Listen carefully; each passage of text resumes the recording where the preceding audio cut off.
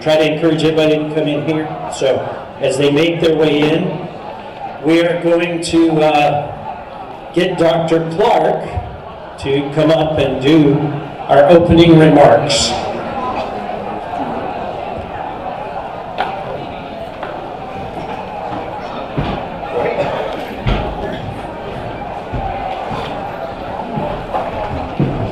Good morning. How's everyone doing? My name is Irvin Clark, and I represent Florida State University, Panama City as the Associate Dean of Student and Strategic Initiatives. And on behalf of our Dean, Dr. Randy Hanna, the over 4,000 students served by this campus, and 145 faculty members and staff members, we welcome you to FSU Panama City. Thank you. Woo-hoo! Now, our speaker, this is our first time here. And I was telling Ann, look out there. Now, you don't see that in Richmond, Virginia. It's just awful, isn't it? It is awful beautiful. So, welcome to our campus. I am going to take the privilege, since I have the mic and everyone's attention, hopefully. This past Sunday, I was on Law Call with Larry Perry talking about this conference. And of course, there's an opportunity for everyday people to call in and ask questions. And this gentleman named Rusty called in to tell us that last week one of his employees committed suicide. And he wanted to know what resources were available in this community to help his staff. And I tell you what, it gave me chills then, and it's giving me chills now. Because I've had to deal with it as a 31-year administrator in higher ed, and we know what's happening in our community. But most importantly, how timely is this summit? It's how much are people dealing with internal struggles right here in our service area? How many people are trying to figure out how to ask the questions, how to be there, how to keep people safe, how to help them connect, how to follow up? And I know that this conference will answer a lot of those questions. And I wish that there was a way that we can be there in every person's mind who even have the thought of taking their lives. But this summit means a lot. So a special thank you to everyone who served on the Suicide Prevention Committee. You're the folks who did all of the heavy lifting. If any of you are here, please stand and be recognized. Everyone who served on the committee.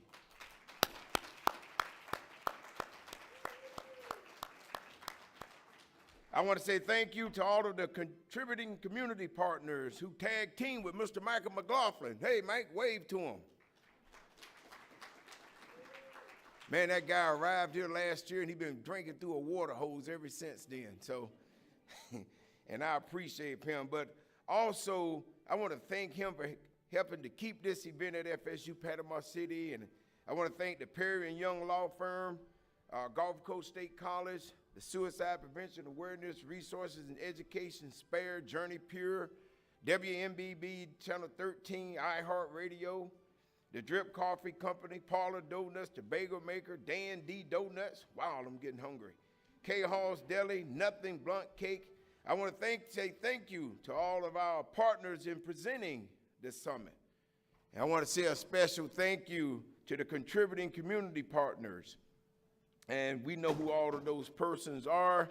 And thank you to the agencies providing resource information at the resource table. And welcome to our speaker. Place is a little bit different from our Richmond, Ms. Ann Moss Rogers, and the Attempt Survival Panel. And I want to say thank you to everyone that's in attendance. This means a lot for this community. It means a lot. It means a lot for this campus. And we look forward to this event being annual. Matter of fact, I would argue that you can do it every month. Because that gentleman, this guy Rusty, knew nothing about the resources that are available. And I see that all as opportunity. Welcome and thank you.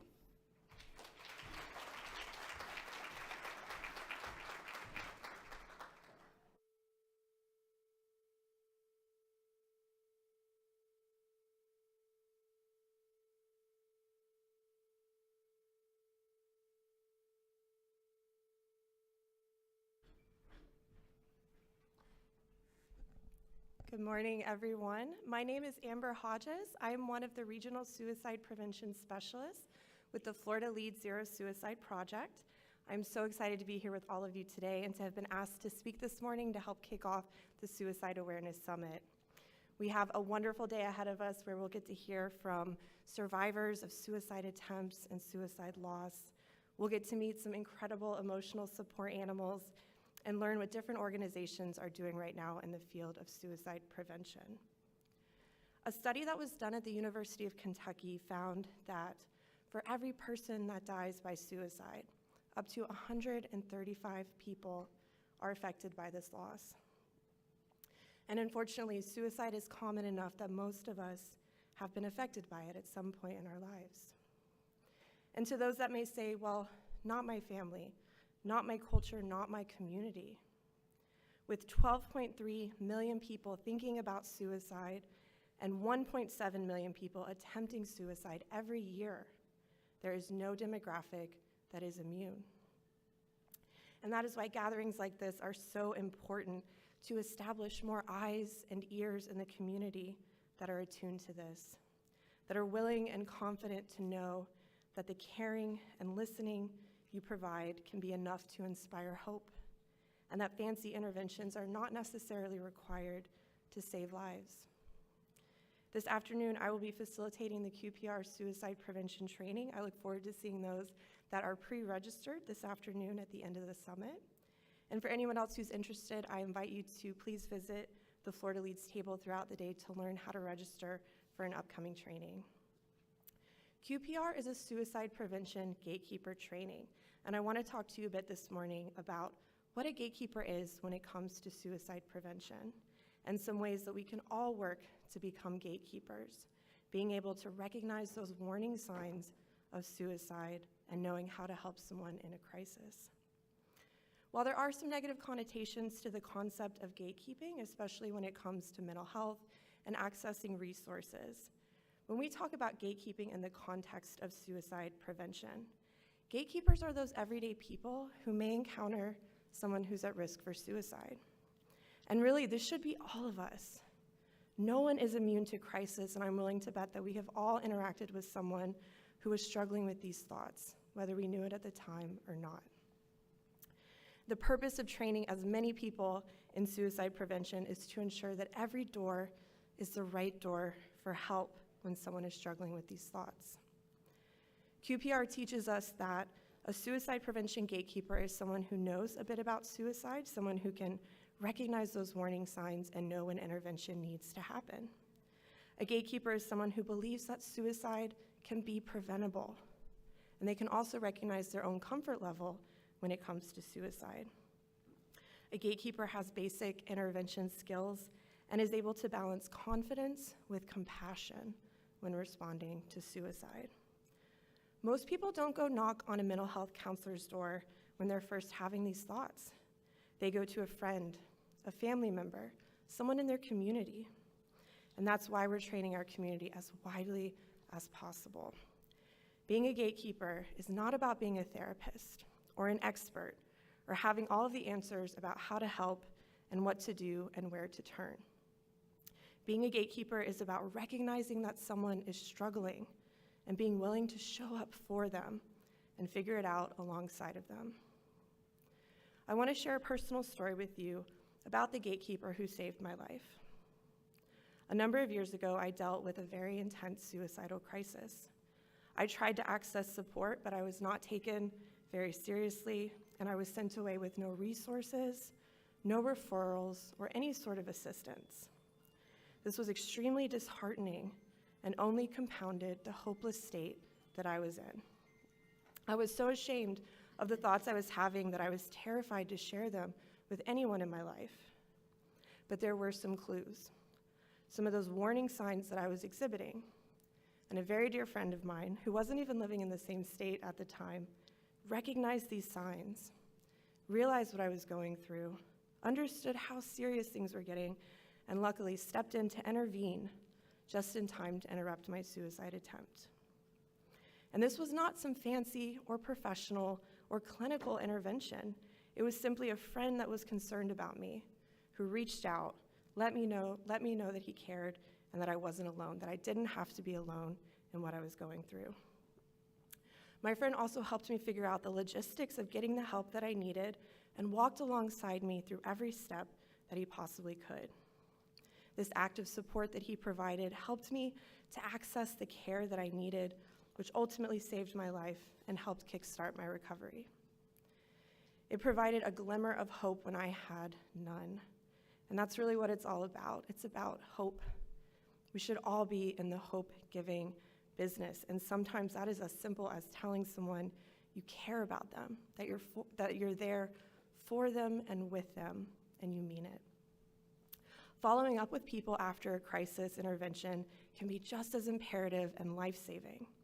There is something that Brené Brown calls a vulnerability hangover or vulnerability fatigue, and that is when someone may feel regret or shame for having been so open and vulnerable with you, or they may feel like a burden for having shared so much of their story. So following up with people after that initial conversation is another major component of suicide prevention, and it often gets glossed over or forgotten about. but these continual check-ins are such a gift and can help people to stay alive. Caring can save a life. Caring saved my life. I'm eternally grateful to the gatekeeper that recognized those warning signs, helped me stay alive so that I could be here with all of you today, so that I could be doing the amazing work that I'm doing now and helping others to stay alive, and so that I could have the opportunity to become a partner and a mother, and someday soon to meet the incredible human that I'm blessed to have growing inside of me right now. Recovery is possible. Hope is possible. Saving lives is possible when we have suicide prevention gatekeepers. I encourage all of you to learn as much as you can when it comes to suicide. Learn those warning signs and how to help someone in crisis. Learn about the available resources in your community that offer support to those having these thoughts. Don't be a bystander when it comes to suicide. Be a gatekeeper and offer hope however you can. Thank you.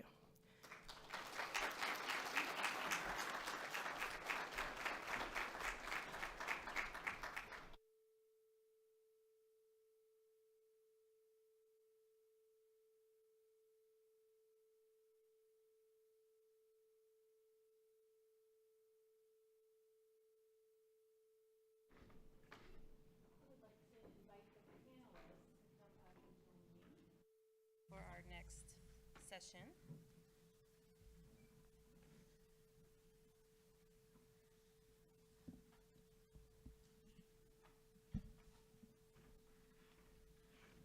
As they are coming up, I will introduce myself. My name is Lauren Anzaldo. I am with the Suicide Prevention Team with the Gulf Coast Veterans Healthcare System, otherwise known as the VA. We're going to be doing this attempt survivor panel, and I'll be facilitating and speaking with our panelists.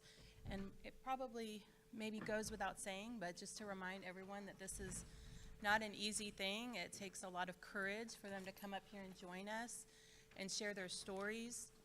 And the theme of our summit today is standing up for suicide prevention. So the important thing as our panelists speak with us is to listen to their experiences and to hear the positive aspects of them as well as the things that did not go so well, and that hopefully all of us will be in a better position leaving here today to be that gatekeeper that Amber referred to be able to help someone so that, you know, there's not one more suicide death. And sometimes the thing that we take away from such a crisis situation is how can we improve upon that and what are lessons that we can learn from it. So without any further ado, thank you all. And who is our canine friend up here? Her name is Lily. Lily. So we got Lily here, and we may see some, I don't know, tablecloth may move or whatever is going on there. It's a pleasure, and I really appreciate y'all being here with me this morning. So what I would like to do is to kind of open up, and I'll start with Jeremy here to my right to just briefly introduce yourself as you would like us to know you, whether you want to use your full name, your first name, credentials, all of that, and just a little bit about yourself as far as education, professional background, you know, not necessarily getting into the full story, we'll come to that, but just so that we know who we have joining us today. And if you would like to include with that, you know, a statement or a little phrase or something of kind of what recovery means to you, and you know, because it takes a special person to be able to come up and speak on a panel like this, so you're motivated to share your story. So just a little tidbit on that. Are you okay with going first, Jeremy? Yes, absolutely. Okay. Hi, everybody. My name is Jeremy West, and I work at the Gulf Coast VA system as a peer support. What that means is I use my lived experience through the things that have challenged me to hopefully help other people and bring them up to where, you know, a level I'm at, and sometimes they bring me to the level that they're at. So I have a bachelor's degree in psychology. I start social work school in January. Yeah. Lily is my best friend, and she's the one that saved me. She gatekeeps me every single day. So I have to stay alive for her, and she stays alive for me. the American Humane Society has a Pups for Patriots program where they assign rescue dogs to veterans and train them. And I was lucky enough that I got her. And so, yeah, what recovery means to me. I'm a long-term mental health and substance use recovery. And what that means is that I have been, I know, baby. She's feeling my energy, and she's like, it's time to go. What that means is that I haven't used a drink or drug in almost 8 years now. And I would like to say that I haven't had a mental health breakdown in a long time, but that's not true. I broke down about 6 weeks ago, and that's okay because I learned from that experience, and today as I sit here, I think I'm even stronger because I continually go through it, and I'm not so far removed that I don't remember what it's like because I can remember 6 weeks ago. Thank you, Jeremy.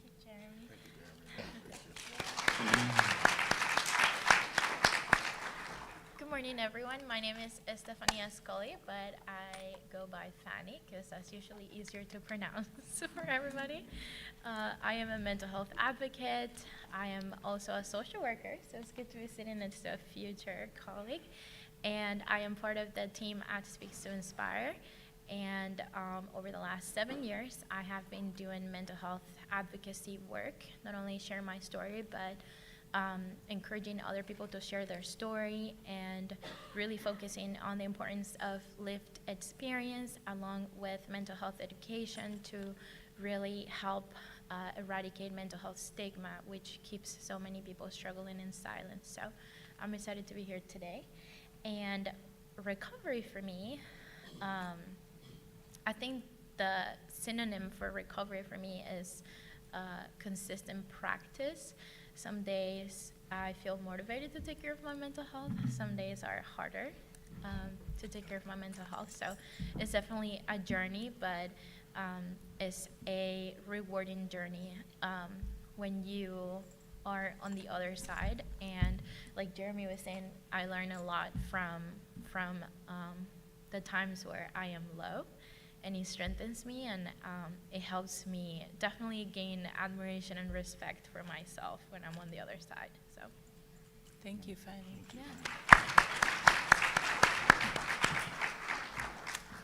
Good morning. My name is Chaz. That is the only name that I'm going to give you because that's the only name that I will answer to. If you call me anything else, we have an issue. First off, I really do want to say thank you guys for actually inviting me to do this. I've been doing this thing for a few years now, and I currently am the Suicide Prevention Program Manager out at Tyndall Air Force Base for our mighty airmen out there and our guardians, so something that's very near and dear to my heart. I also turned my tragedy into a positive thing, so I started frame shaping leadership life enhancement coaching.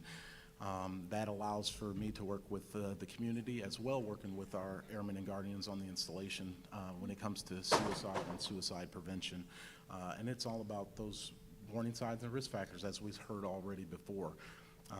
And I'm not going to go into any much more detail, but what I am going to say is that recovery for me is this. Recovery for me is the hope that, and just knowing that we have beautiful individuals out in our community like yourselves that are willing to put it all on the line to help individuals that suffer like we do. Knowing my triggers, and I deal with a trigger that's super, super difficult. My trigger is my grandchildren, right? That's a really hard trigger, and we'll talk a little bit more about why that is in a little bit. But thank you guys all for being here. It really does help me. Yeah. Thank you, Chaz.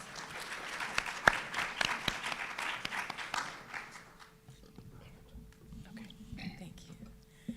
If we can, Chaz, I'd like to stay with you for a few minutes and begin to kind of take us into your story.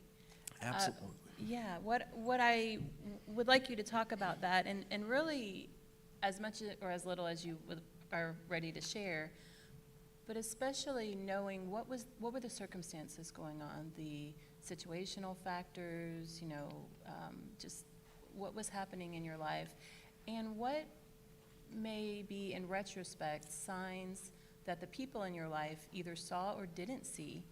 You know, what might they have noticed? What could they have done? What did they do, or what did they not do that we can learn from? Absolutely. So my story actually begins with my military transition. I am a long-term, I retired out of the Air Force after almost 24 years. And leading up into that, and you guys please excuse me if I start to get a little emotional because I tend to. I had been separated from my family due to military requirements for about 4 years. So I was overseas and my family was in California. So I had a long-distance relationship with my wife. I had a long-distance father-daughter relationship with my daughter. At the same time, I moved back to the United States and I moved here to Panama City, and my family was still in California. And my goal was to get back to my family, and so I decided to retire. I didn't plan for it. I just said, hey, you know what, my family's more important. It's time to get back to my family. And so I elected to retire. And when I did that, I was offered a job locally here, and I thought, oh, that's going to be great. I'm going to get my family back together. And so I moved my family here after being separated from 4.5, almost 5 years at that point. I started a new job. I was transitioning from all that I've known, right? So there's a lot of those risk factors were already there, the separation from my family. Oh, and by the way, when I was overseas, Uncle Sam was willing to pay my housing allowance overseas for me, and they was also willing to pay for my family in California. So financially, we were good when we were apart. We had made the decision because I knew I was getting close to retirement. My wife had a career in California. My daughter was in high school. So we thought we had made the best decision. And so that's what we did. And when finally I moved my family here to Florida, not realizing that moving my family here to Florida was going to be a huge risk factor in itself, right? Because now my family is going through that transitional change. So it was unexpected. And I will say the most important thing about my story is the fact that all these things were going on in my life seemed normal, right, to everyone else, because we all experience those things, especially in the military community. These were norms, right? I handled it differently. Right, the pressures, and then I retired, so dealing with that whole process, and then starting a new job, right? A job that I was comfortable with, but unfamiliar with. So at the same time that I'm trying to learn a new job, I'm trying to effectively retire from the Air Force. I'm trying to get my family back together. I'm trying to get my daughter not to hate me anymore because I just snatched her from all of her friends. She went to school here for 1 month at Mosley before she graduated. So you can imagine the stressors that caused. My wife left her career to move here. All the while, my family was still trying to learn to be together again. And what really was the creme de la creme to my story was the day that my wife called me and told me she was just diagnosed with breast cancer. All those things compiled. And everyone around me saw all these things going on, but they didn't understand that these were distress calls, right? And no one ever really stopped to say, hey, Chaz, we see you got a lot going on in your life. What can we do to help you? Right? Even if it was just somebody saying, how can I help? And that's why this work is so important. Thank you. So when that crisis arose, and if you feel comfortable taking us through that, can you describe a little bit what that crisis response system looked like? Because we know that gets messy, and that's often a time when things are not always handled well. It can go in different directions. Can you just kind of describe that a little bit? Absolutely. So I was openly talking about all the things that were going on in my life, in hopes that somebody would actually say, hey, let's stop, let's pump the brakes. What can we do? How can we assist? And that never happened. So me, being a longtime veteran, a man in society, right? Society has all told us throughout history, and we know that not to be true, that it was not okay for me to seek help. It was not okay for me to show my feelings and show my distress, so I tried to swallow that. And I started doing some of the things that, you know, we hear about, right? I started going to the gym, and I thought that the gym was my mechanism to suppress all of my feelings and my hurt and the things that I was going through. So I went to the gym every day, and that one day I left the gym and I went home to take a shower, and I was walking through my bedroom, and I literally dropped to my knees, and I thought I was having a heart attack. And I literally reached in my nightstand, and I pulled out my pistol, and, you know, the rest I'll save you the details on. But I went on as if nothing had ever happened. And one day I had a breakdown, and it was a very young individual that literally looked me in the eye and said, "Something's not right with you." And I promise you, almost immediately I broke down.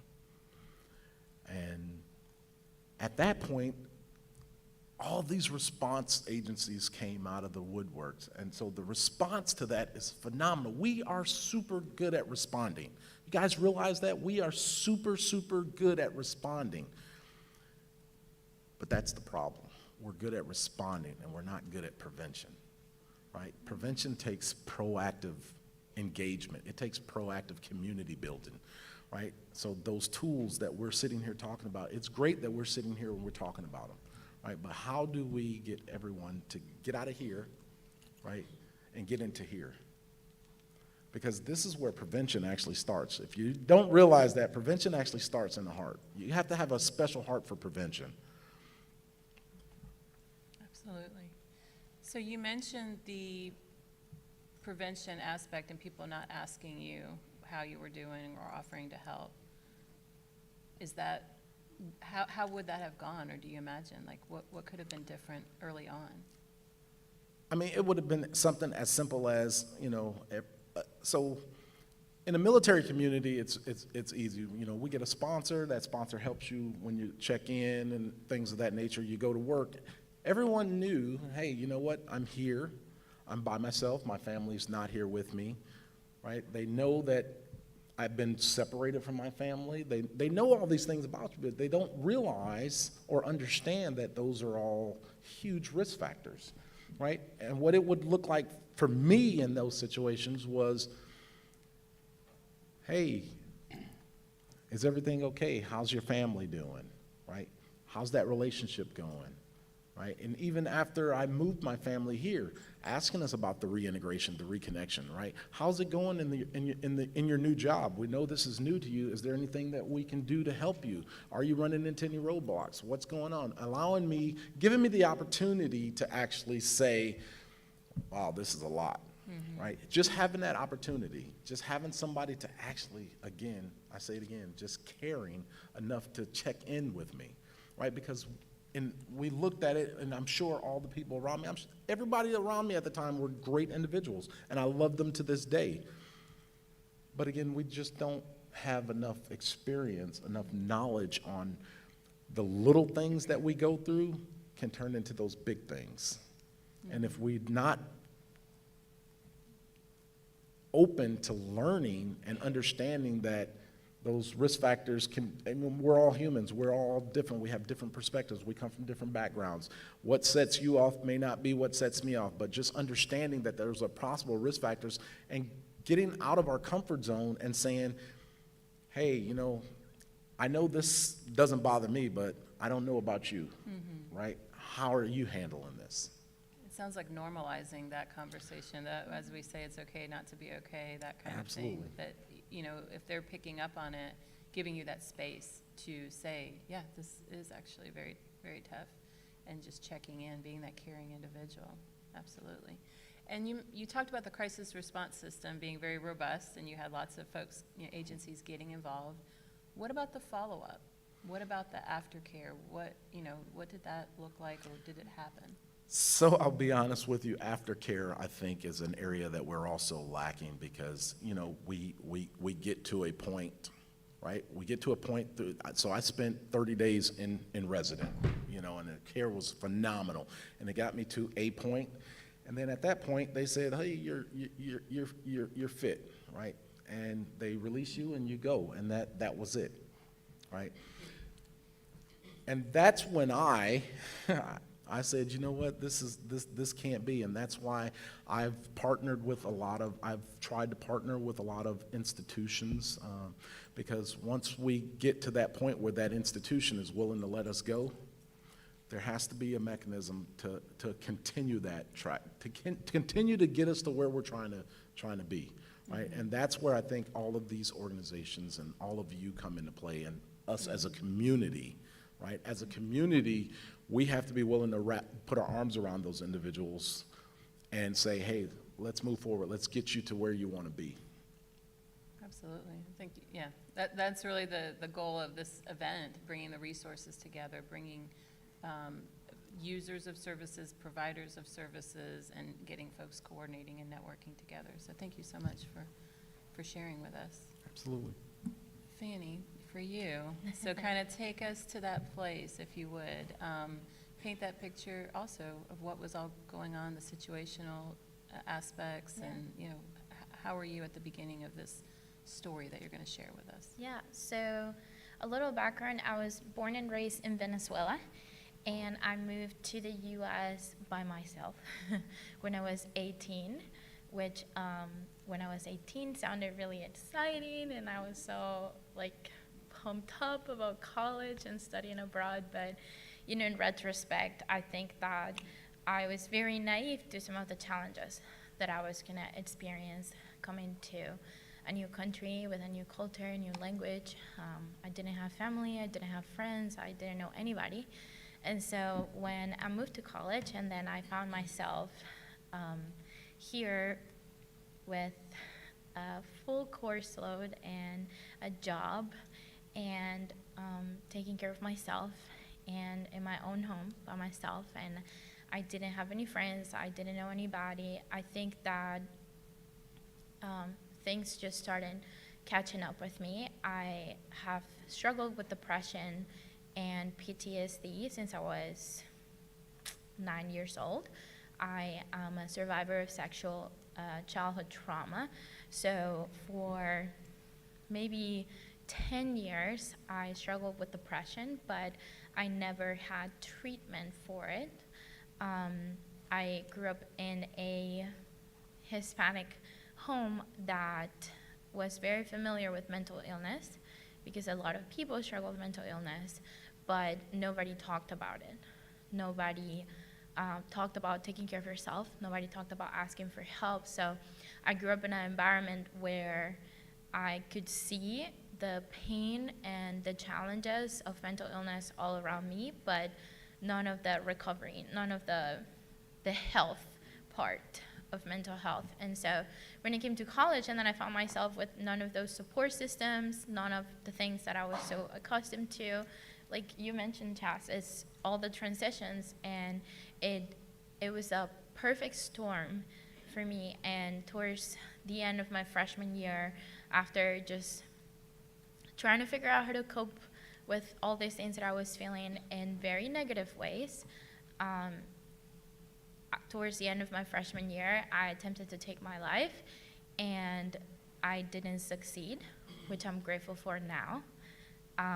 But when that happened, I got to a point where I thought, well, I thought this was going to be a solution, and this didn't work.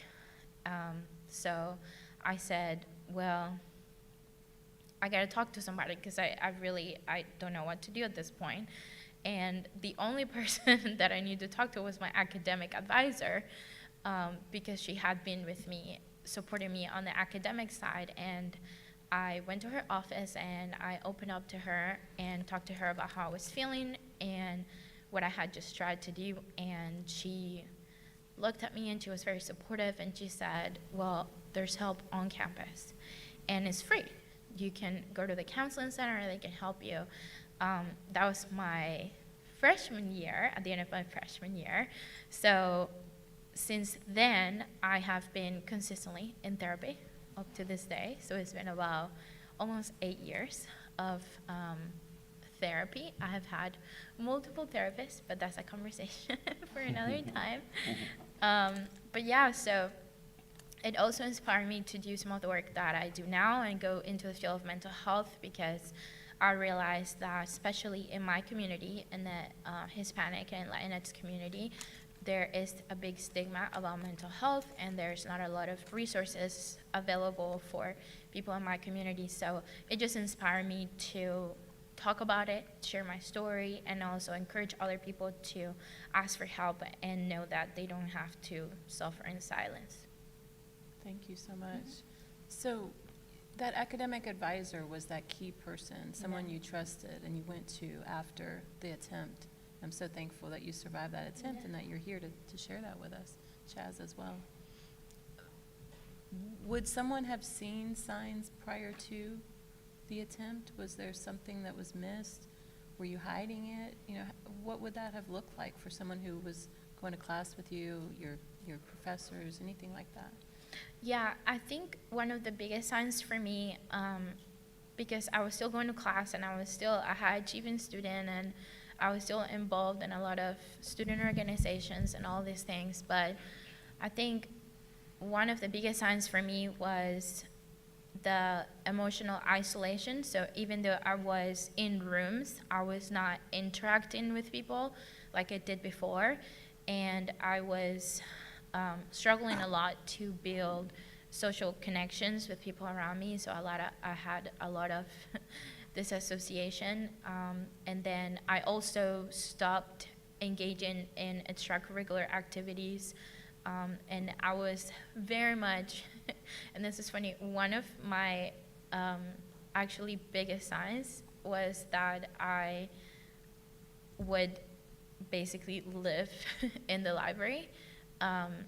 And now I know there was a main librarian at UWF who she now recognized that after me sharing my story, she recognized that that was a sign, because I would just stay there until they would close at 2 a.m. and I wouldn't talk to anybody, and I would just stay there.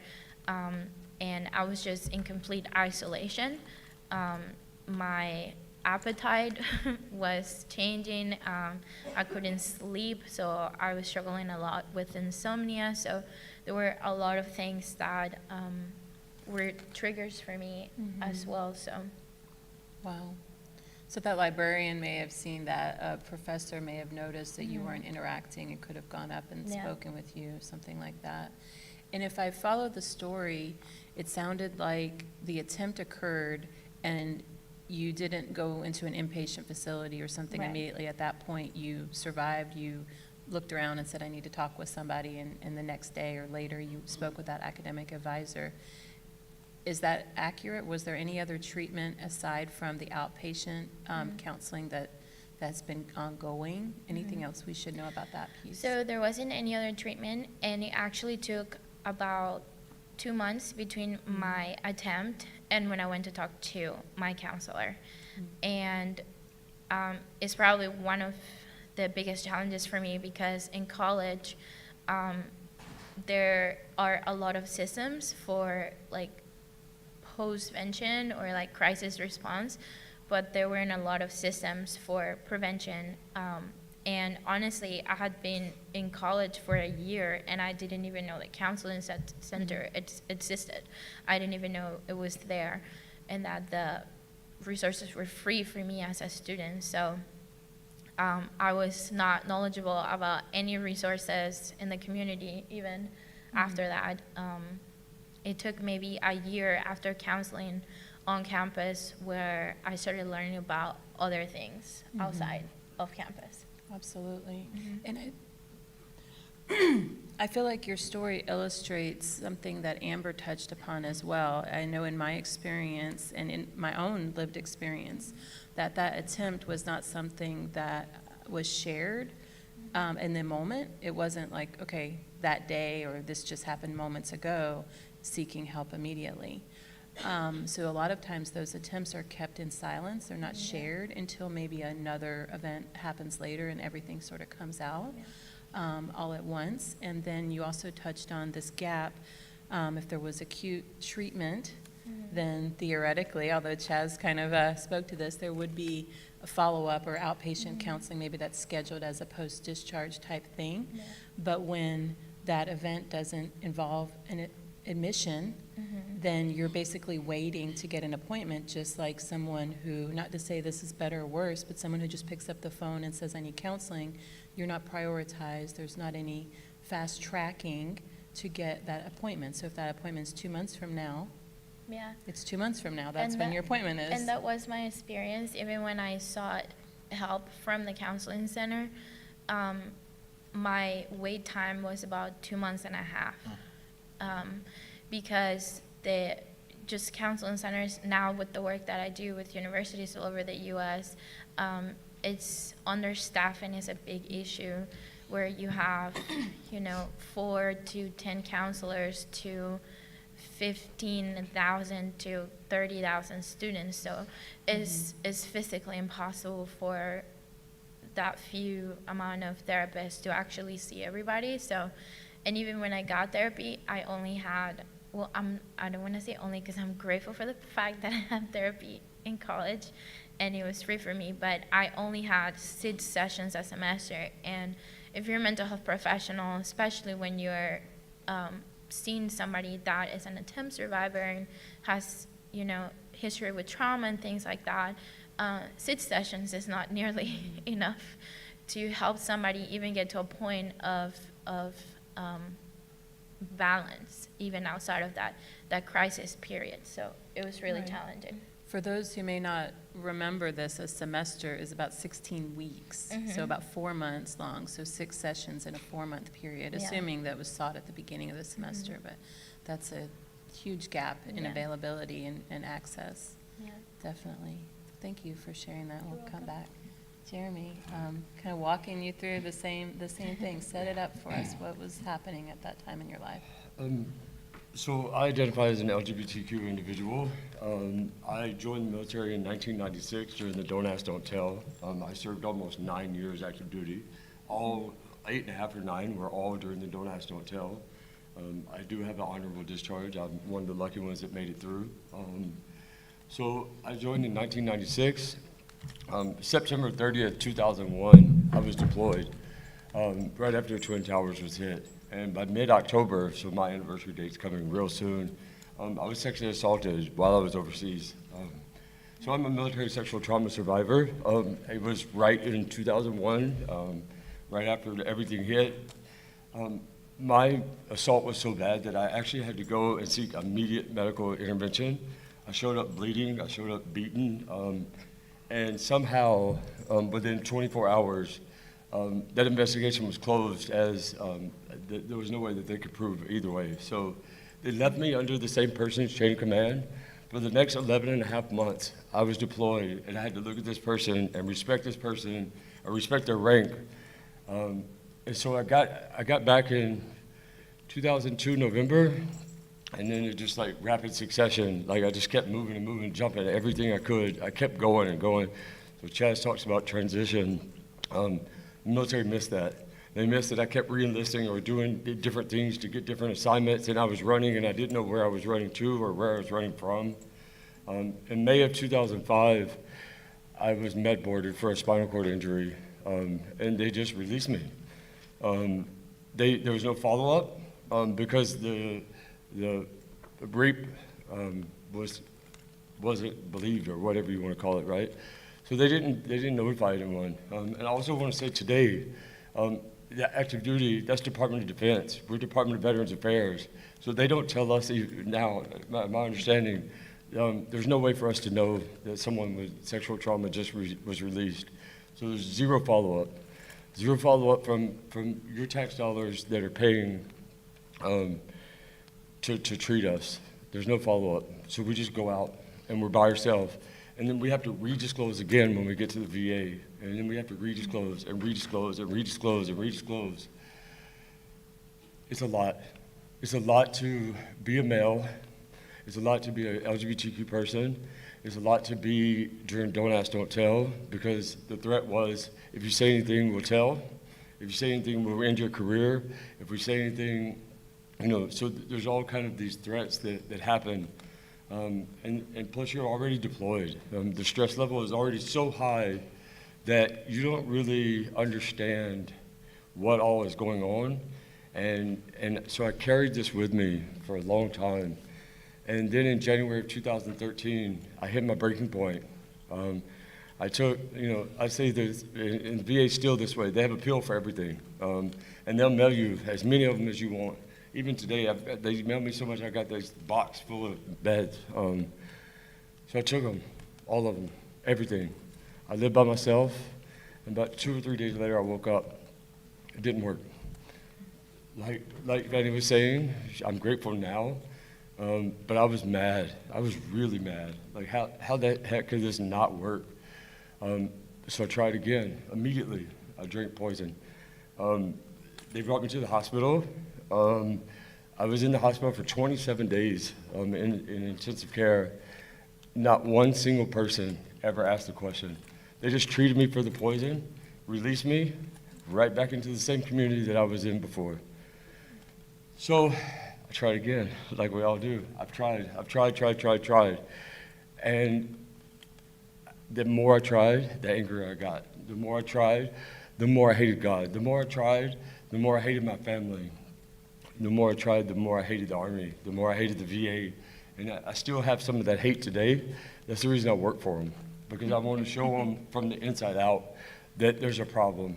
And so, I told y'all earlier that I was in a mental health crisis about 6 weeks ago, and this happened in your community. So this is the story I want to tell y'all. And there was no attempt 6 weeks ago, but this is what happened. I'm in the claims process for the military sexual trauma. I've been in the claims process for 4 years now. The VA keeps allowing their own evaluations to time out. So I've had 9 evaluations for the same military sexual trauma. I've had to tell 9 different doctors about this trauma. They've had 3 physical exams where they want to touch my body. And so my PTSD has been triggered for 4 years. And it's continually triggered, and it got to the point I wasn't sleeping. I'm showing up for work every day, right alongside Lauren. She doesn't know this, so I'm about to lay it at her doorstep, right? I show up for work. I'm groomed, mostly. I'm groomed. I show up for work. I do a heck of a job. No one's ever said one bad thing about me at work. And I go home, and I lose it. I don't sleep. I don't eat. Everything in my life is falling apart, but I'm holding on to the job, right? Because that's what gives me the strength to keep going. So I think it was a Sunday, about 3 a.m., I finally crashed, because your body can only stay awake for so long. My husband couldn't get a hold of me, and at 7 p.m., he called the Veterans Crisis Line. You ready for this, right? So at 7:30, 2 armed police officers come through my front door with their guns drawn. That's their welfare check. Bay County. It happened here. That's your response team. 2 police officers come through your front door for a Veterans Crisis Line with their guns drawn. So then I go to the suicide prevention list, right? My care team, because I'm an employee, my care is still in Philadelphia, which is where I came from, I moved here from. My care team was never notified. The local suicide prevention team saw that I was an employee and quickly took me off the list. No one ever reached out from the VA. No one ever called me. No one ever did anything. Because I was an employee, they just assumed, oh, he's showing up, he's good. You can be an employee and not be good. You can be a spouse and not be good. You can be anything and not be okay. Like Lauren was saying, it's okay to not be okay. Even 6 weeks ago, I was mad. I was mad. Why would you call? I was sleeping. These people woke me up. I was finally sleeping, and you let armed police officers come through my door, which is trauma in itself, because part of my addiction story is that I have a criminal justice history. I was an addict for 10 years, and I was one of the bad ones. I was one of the ones that people would just drive by or walk by and write him off. Immediately wrote me off. Oh, he's worthless, right? I can tell you, and I want to say this, I don't know if I'll get the opportunity. People with addiction are mostly addicted because they have pain, they have trauma. And so when you write us off, when you talk bad about us, when you say that we're worthless, when you say that we have no value, you're feeding right into the narrative that society wants you to feed into. And I can tell you, I was addicted for 10 years. I did 3 years in federal prison. And I stand here today as a college graduate, or sit here. I sit here as a VA employee. I just got my annual performance review. It looks like I'm a rock star, right? I have value. I have value that when I was addicted, no one was willing to look past the addiction to see. No one was willing to look past and say, are you okay? No one was willing to look past and say, what happened? I was the bad person.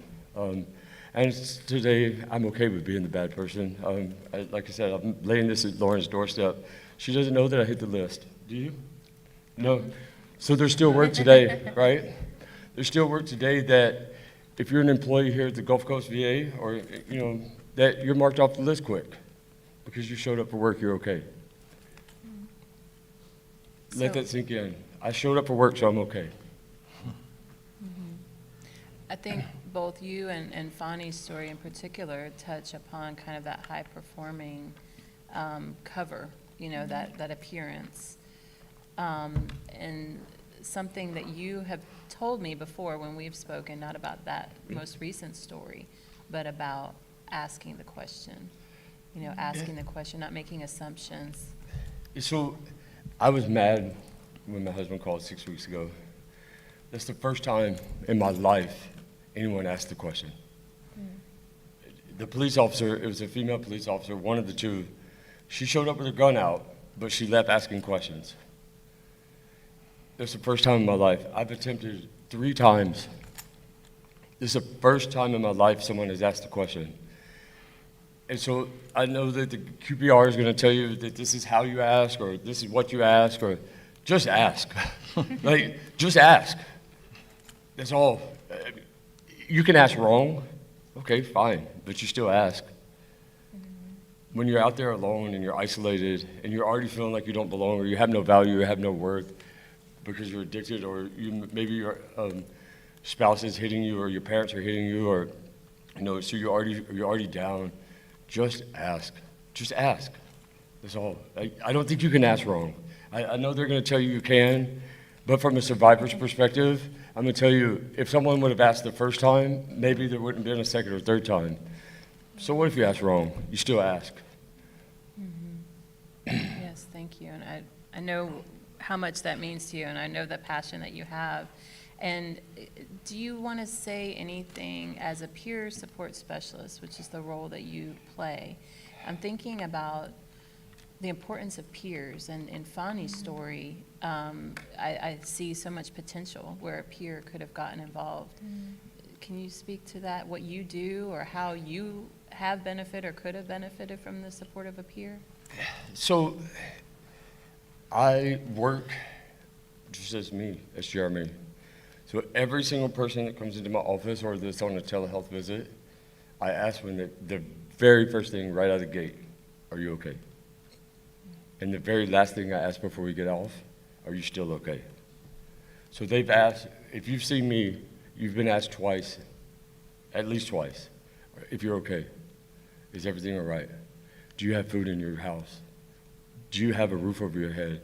Because as I've stated, all this can be true, and you can still be attempting. So after I ask if you have food, do you have a safe place to live, are you okay? Because that's a really hard one to duck, right? It's a really hard one to get around when I just look you straight in your eyes and I say, are you okay? How are you today? It's really hard to get around that question. Because I could be like, and I duck, or, are you okay? It's asking the question. Asking the question, listening to the answer, and not assuming anything. If I'm going to assume your answer that you're already okay, why am I even asking? So when I ask the question, I listen. I watch for response. And anyone that works at the R. Jackson Clinic will tell you, I'm quick to call a provider in. I think Lauren will tell you, I think I called her in one time. I'm quick.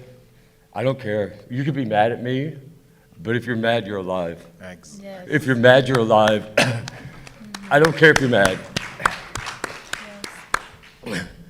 It's when I don't ask the question, or I don't listen, or I've already assumed your response, or I've already answered the question before you got there, or I've already said, oh, well, he showed up for work today, so you're good. It's when we start assuming that people are okay. It's when we don't listen to the answer. It's when we don't take the social cues, when we don't listen to what their body is telling us instead of their words. There's a lot that can be learned. Like right now, I'm sweating through my clothes. I'm literally sweating through my clothes. And Lily finally laid down. She knows that when it's sweat time, we're calming down. Listen, don't assume. It's really important that if you're going to make a change, if we're going to be change agents, right, that you don't assume, that you listen, because it could be the smallest little thing. Like, I'm hungry, but. Right? The but. But what's the but? Because if we're hungry, if we're not sleeping, if our PTSD is triggered, if we're just showing up for work and that's the basic thing, that's what you're marking us off the list for, is because we show up for work, there's a lot of work to be done.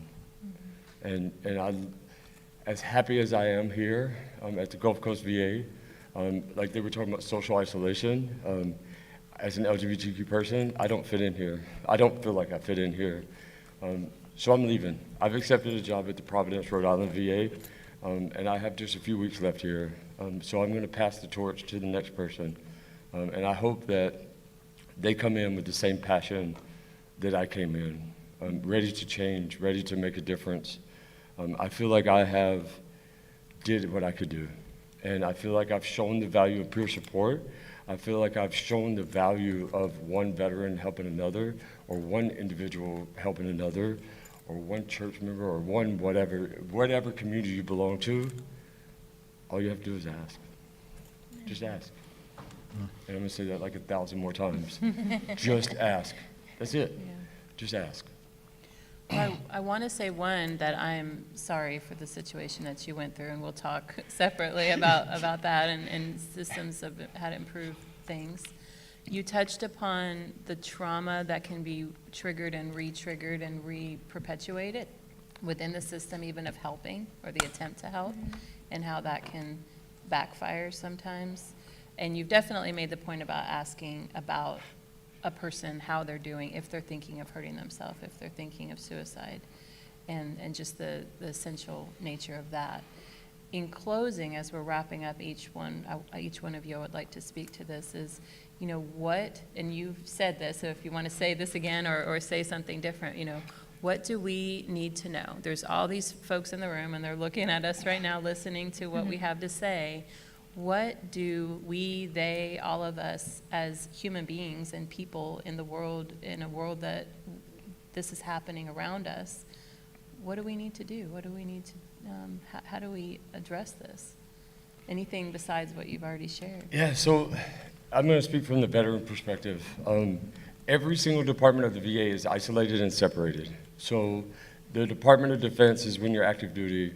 The Department of Veterans Affairs is when you are seeking medical treatment. I think it's the VBA, which is where you're seeking benefits. All those are separated. So if there's a veteran in your life and they say that they're going through the claims process, listen, it's a tough process and typically takes years to complete. It's a difficult one because you have to tell, at least once, you have to retell your trauma, whether it's combat trauma, whether it's sexual trauma, whether it's childhood trauma, you have to disclose again. So when you redisclose, you re-traumatize yourself. One thing, I'll leave it with this.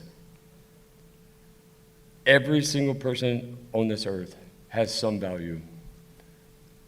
And when we write them off because they're addicted, or because they're worthless, or even if people, I've been told my whole life that I'm worthless, that I didn't belong, that I'm too gay, or I'm too straight, or I'm too this, I'm too that. I have value, and so does every single person on this earth. So I'm just going to say, if we put our phones down and we pay attention to the people that are in front of us, whether they're on the side of the street holding a sign saying, "I'm hungry," or whether they're sitting across the dinner table from you. When we put our phones down and we listen and we pay attention to social cues, we tend to catch things that maybe we don't when we're staring at our screen, and I'm just as guilty, so I'm definitely not putting the blame. I'll stare at my screen for 12 hours to keep from talking to someone. That's a cue, right? Like Fanny was saying, that's a cue. She said in the library, I'll stare at my phone for 12 hours. Pay attention. Everybody has value. Every single person has value. No matter what they've been through or what has happened to them, we all have value, and we all can contribute. If you give us a whole opportunity to contribute, we will. Absolutely. Thank you so much. Thank you.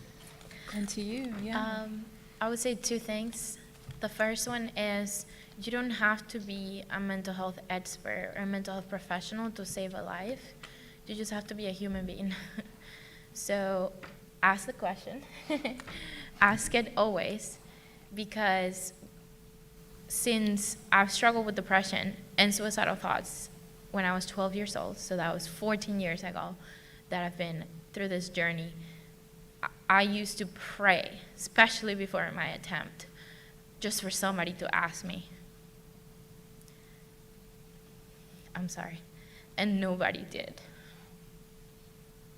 So just ask the question. I don't think you can ever ask the question wrong because just asking, "Are you okay?" And sometimes just asking the question directly, "Are you thinking about ending your life?" Because that's a question that when you are considering suicidal thoughts, you're just hoping and wishing that somebody will care enough about you, that they will ask you, that they will see you. So always ask the question, and if you don't feel comfortable asking the question, go to somebody that will feel comfortable asking the question, but don't just leave that person. Make sure you leave that person with somebody that can have that conversation with them. And the second thing is to look around you and all of your professionals, and you're here in the community, and we have talked a lot about just the isolation of services and systems in our communities, and how those isolations, especially when we go through different systems, they actually are very triggering for people that experience trauma, and also people just struggling with mental illness. So make sure that if you are ever referring somebody to another institution, take the few minutes to talk to whoever the person is going to be serving them, so that they know what their triggers look like. How can they have a conversation with this person? Is there any specific information that you should share with them without disclosing confidential information that will help that other person have a safe relationship, and it will prevent that individual from being traumatized or triggered again. And it's all about creating a community of care, which we can do when we care about people and we care about each other. We can do all of this together and just completely prevent all these problems that we have right now with suicide and mental illness. So Thank you so much. Yeah, I would add to that is we're at a point where we have to have a mindset change. In order for us to change culture, we have to paradigm shift here, right? And trust me, I am not one to say that we need to get rid of our responding agencies, because that is super, super important in that follow-on care. But I think we can benefit, we can all benefit, and we can help individuals that may be going through things when we literally think about that SEM model, right? That social ecological model, right? And stop focusing so much on the societal piece and start focusing more on the individual piece. And what I mean by that is looking in the mirror, right? We have to be the spark of that culture change. If we want to change mental health in our society, it starts with us on an individual level. So look in the mirror and ask yourself, what do you do on a daily basis to show the people around you that you are a safe space, right? Yes. What do you do to show that, hey, you don't support or you don't tolerate any form of violence, whether it's interpersonal or self-directed, right? We don't tolerate it, right? What are you doing? What do you do what kind of conversations are you having at your dinner table in your circles. I mean, I use an analogy all the time, especially in the men's circle, right? It's great for us to sit around on a Saturday and Sunday and talk about football and how things are cool, but it's taboo for us to sit around and say, hey, this is what self-directed violence is doing in our community. This is what our kids are struggling with. How can we get at that, right? And it's about looking in the mirror and looking at self, saying, hey, how do we? Right? And not sitting back waiting to allow the response forces to come in when somebody has already experienced those traumas. What can we do right now on an individual level? Because here's one thing that may surprise you all. The human species is a species of followers. If I see you do it, I'm going to do it, right? So if I see you caring, I'm going to do it. And that's how we start that paradigm shift. That's how we change society. And that's how we tackle the rest of those levels on that social ecological model. Wow, thank you for that, for all of you. And there's a lot of consistency in what you're saying about making those connections, reaching out. Don't just stay in your bubble, pay attention, listen up, all of that. We have some time for we have about 6 or 7 minutes for questions from the audience. And Mike has the microphone if you would like to ask a question. Mike has the mic. Mike has the mic. I wasn't sure whether you raised your hand or not. So. I know our, No, I don't. You're just scratching your head. All right, we have a got one question back in the here. back.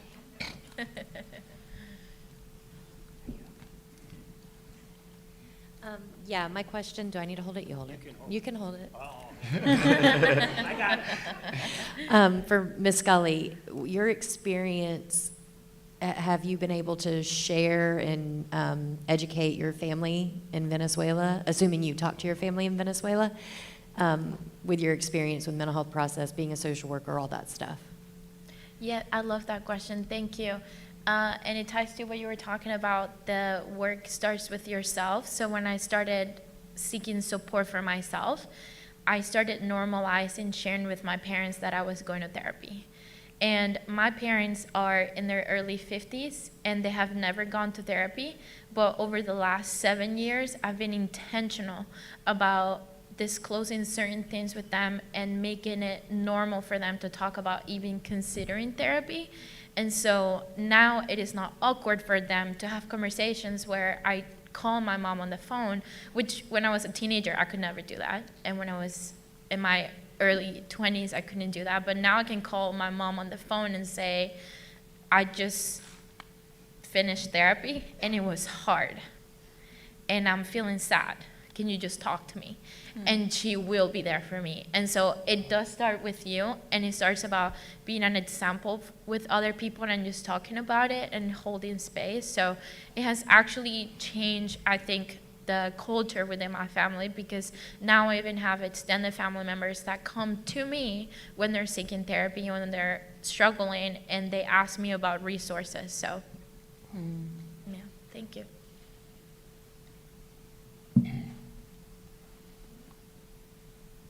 Hello, I want to thank you all for sharing. It's been very meaningful.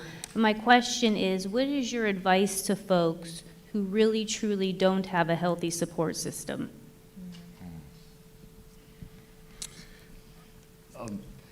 So I don't have communication with my biological family. They're toxic for me. They just keep adding fuel to the fire when it's time to put water on it. So what I would say is, your family is who you choose. You can have a chosen family, which is what I built around me. And those people, they're in my life because they've done the work to belong in my life. No one gets a free ride in my life because I had to do a lot of work to get to where I'm at. So I tell people all the time, there's full-time positions and that's it. There's no part-time positions in my life. We're not hiring anybody part-time. So if you want to be in my life, you have to be there. And what it means to be in my life is to put as much energy into the relationship as I do. And I don't know if y'all can tell, but I'm pretty high strung. And this is only 1 cup of coffee, so I expect people to show up in my life. And so if you demand that people in your life show up for you, you weed out the ones that don't belong really quick. So you can build your own support system. You just have to find your value and your worth. And when you find your value and your worth, then everything else is going to fall into place. So back to, I think what Chaz and Fanny says, I had to do the work. I had to do the work. But there were people standing around me, safeguarding me while I was doing the work, that allowed me the free space and, like Fanny said, holding opportunity for me to get well and stay well. So if there's someone in your life that maybe you don't understand, maybe they're addicted, maybe they're struggling, just hold space. Don't write them off. Hold the space. Ask the question. I would say recommend the crisis line because I struggled with having a healthy support network, and I don't even know who I talked to on the crisis text line, but they have been with me for the past 7 years, and they are part of my support network when I didn't have anybody. And then progressively, as Jeremy talked about, other people that are actually supportive for me, they came into the picture. But when I was completely isolated, the crisis deadline counselors were my support network, and I talked with them almost every day. So I would say that, especially because when you're in a place where you're in isolation and depressed, it's hard, at least it was for me, to think about going to see a therapist in person.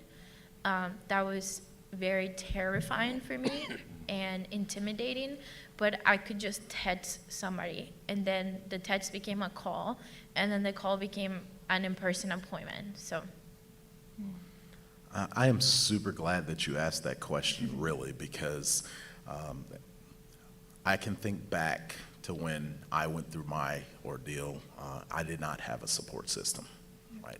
Absolutely did not have a support system. But that kind of forced me.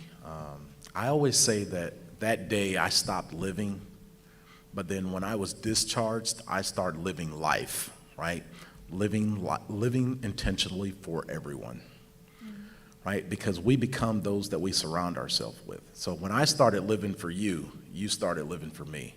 And that was the best way for me to actually start overcoming it. I still see a therapist to this day, and I'm not ashamed of it at all. But it's what I need to keep going forward. I'm doing the work, right? I think we can all agree that we're going to do the work, you know. And I think a lot of times, especially for me as a man, as a military man, you know, it's one of those things that, you know, we suffer with that. I like to call it, you know, macho-ness, right?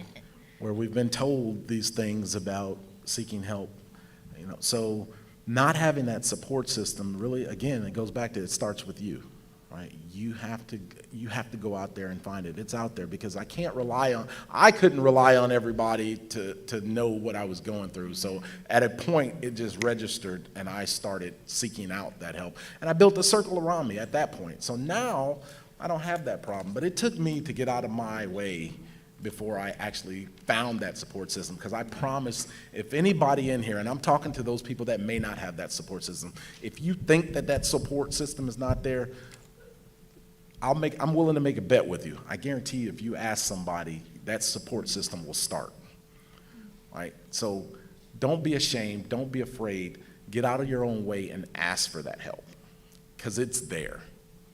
And I want to say that I'm sorry to hear, Jeremy, that you're leaving, bro, because I want to be a part of your system. You know, I want to be full-time. where's the application for? Absolutely. Like, Now accepting applications.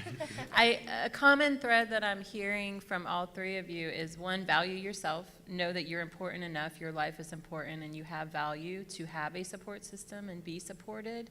And you have to expect that and you know, demand that, and have that expectation that those people will be there for you and that you deserve that. But also, I'm reminded of the suicide prevention slogan for the VA currently this month, being we're right at the end of Suicide Prevention Month, is don't wait, reach out. Now, there are challenges, and Jeremy and I are going to talk more about that too, but the slogan, don't wait, reach out, goes in two directions. So for the person that's struggling, don't wait, reach out to your support system, because we often find that folks don't ask. They're terrified and afraid to ask, but they may have people who are around them they don't share that with because they're afraid or because they don't know how they're going to react. And so we don't know until we ask. But that's not going to happen for everyone. Some people won't ask for all the different reasons we've heard about today. And so that means that it goes the other way as well. When we're in someone's life and we care about them, we don't wait, we reach out to them.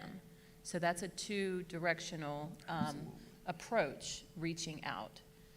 Jeremy asked to say one more thing, and I think we're coming to the conclusion, but please. So Chaz and I both talked about the male perspective in the military.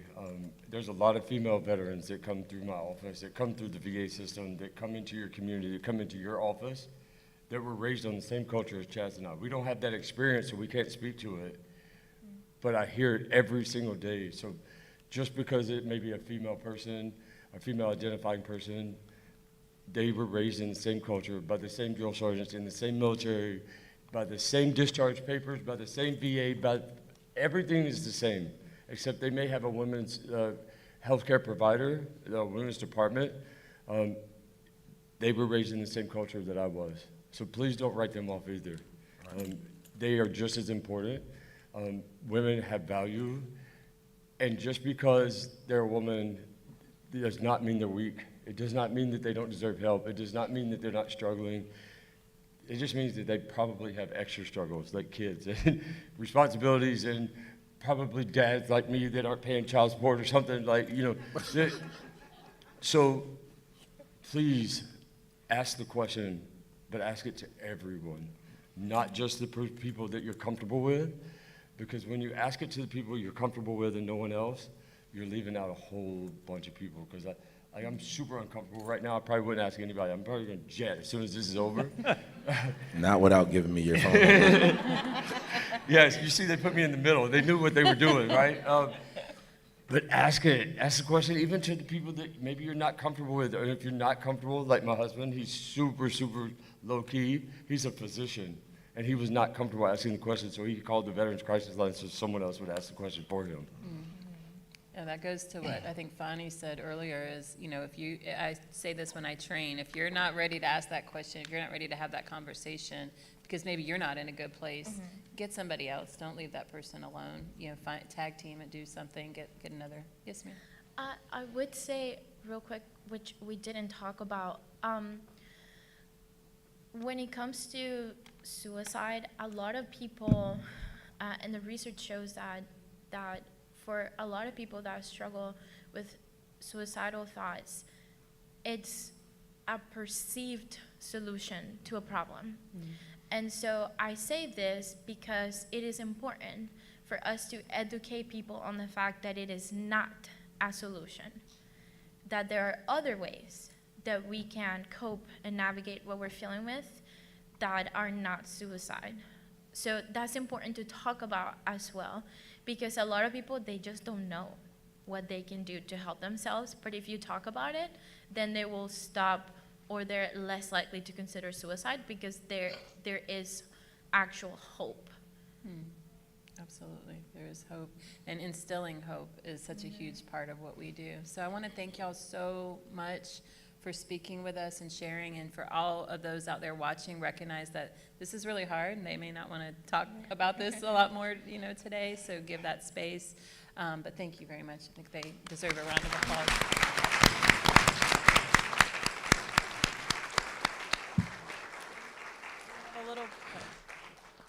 I think it's time. I know that they cut your mic off. I saw that. I think it's time. We're going to take about a 10, 15-minute break, grab some more snacks, hit the tables, hit the bathrooms. Well, don't, you know, hit those. But anyway, come back in about 10 or 15 minutes. Thank you.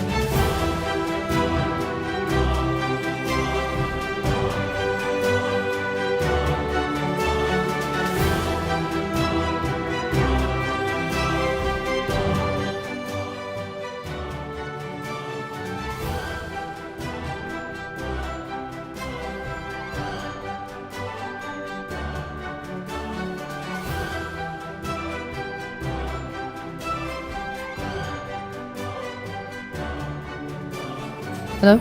Oh, there we go. It works. Is this everyone, or we still got folks outside?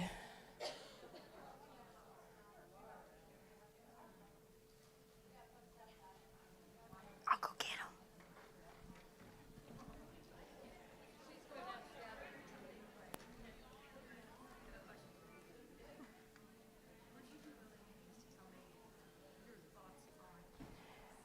I'm nervous, so we're going to give them a moment to come in.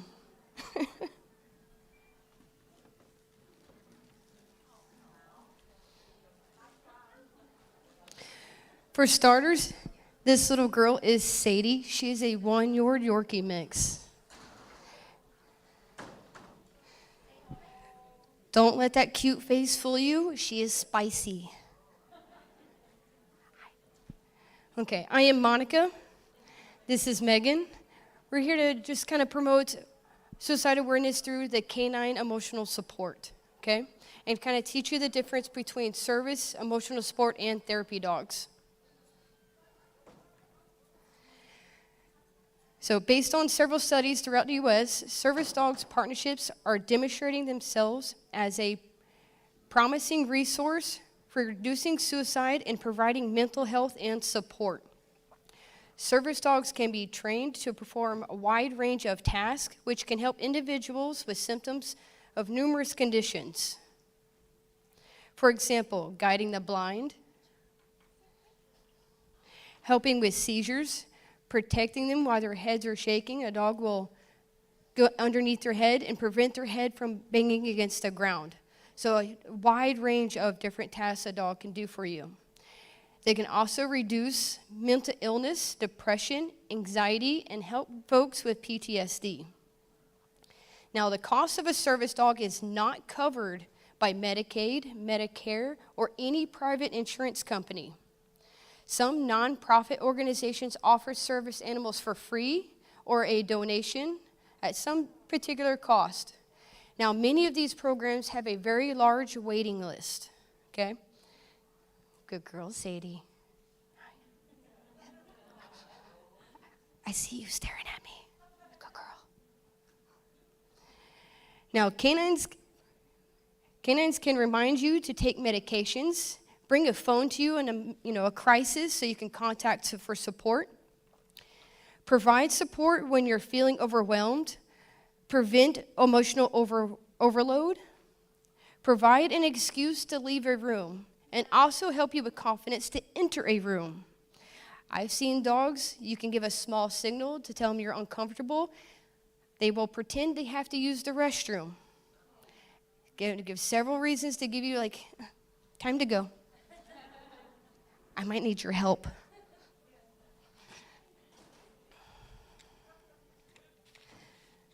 Suicidal behavior is often a result of feeling not belonging, being a burden on others, and a sense that change is hopeless.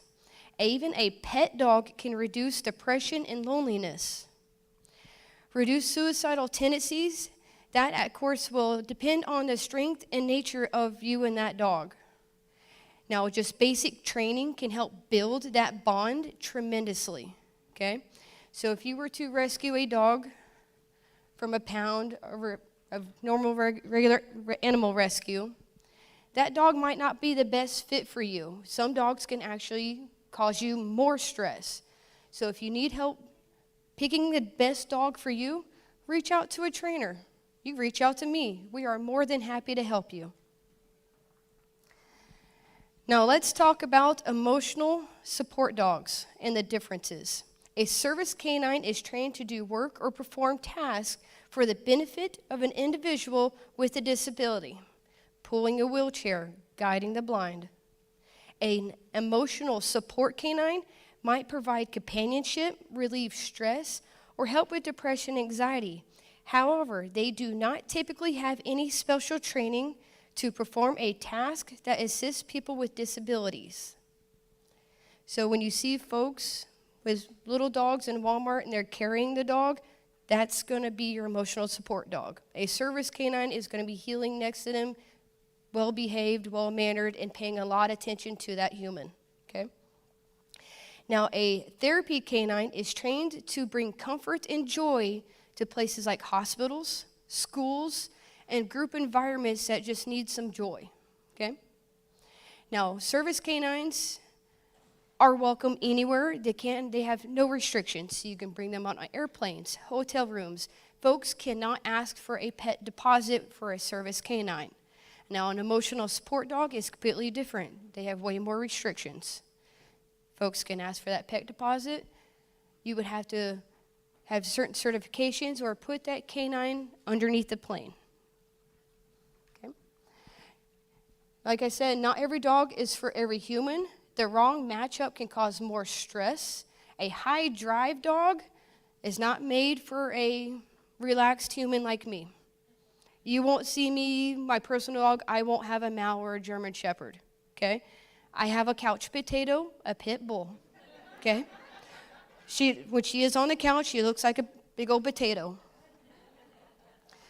Now, also, not every trainer is for every human or every dog. So do your research. There is different styles of training for every dog, okay? So if you happen to have an aggression dog, do your research and see what type of training they do. On that note, I am going to talk about the 4 quadrants of dog training, okay? A good, well-rounded dog trainer will use all 4, also depending on that particular dog, okay? First one is positive reinforcement. You ask for sit, dog sits, you reward. Negative reinforcement. Leash pressure, negative. Dog sits, no more leash pressure, okay? You also have positive punishment. Dog chewing on the couch, introduce some sort of pain as a consequence. Negative punishment. You're playing with the dog gets too excited, bites you too hard, you get up and you leave the room, okay? So there's your 4 quadrants of dog training. Hi, this is Duncan. Duncan is a 1-year-old golden doodle. Now, if you notice between the 2 personalities, Sadie was a little bit more outgoing, especially when you guys meet her outside this room. Duncan, he's sometimes, depending, a little more hesitant. So when you do see us outside, if you see that they're in a command, ask us humans first. We will release them from command so you can say hello. Please do not pet them or touch them while in a command. In a command, I, as a trainer, will protect their space. So if you reach while in command, I will get your hand, okay? If we have kids, I have been known to facepalm kids to protect my dog's space, okay? So that's how a trainer and canines and how you as owners can build your bond and trust with your canine. Protect their space, okay? Not all dogs want to meet everybody, just like us humans. I don't want to meet all you guys. I'm glad you're here. Thank you so much. But believe me, I'm up here shaking, and I'm just ready to get off this thing.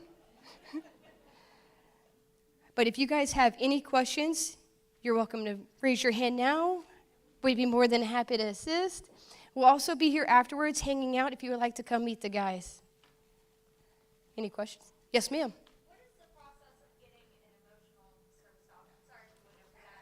So emotional support, go online, just buy a certificate.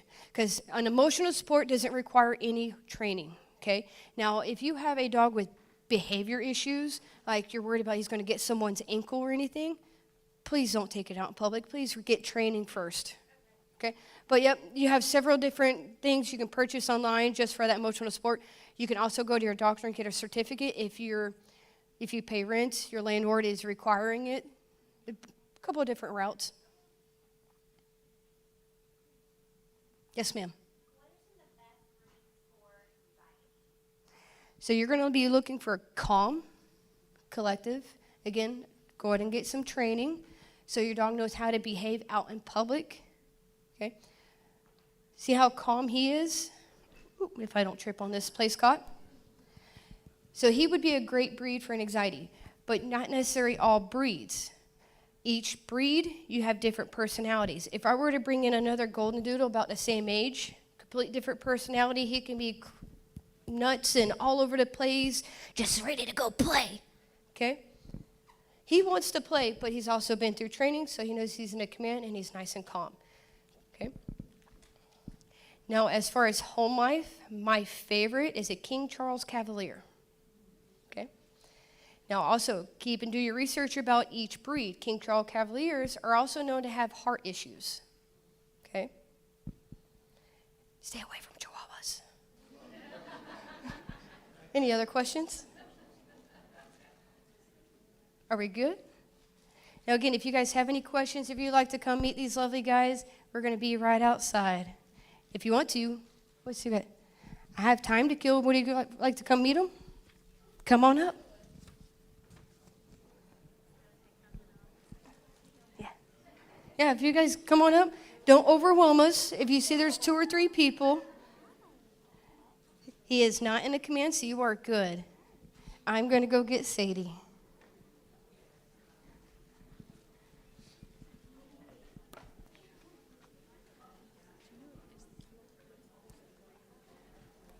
Starts at 11 o'clock, so it's not good until 11 o'clock.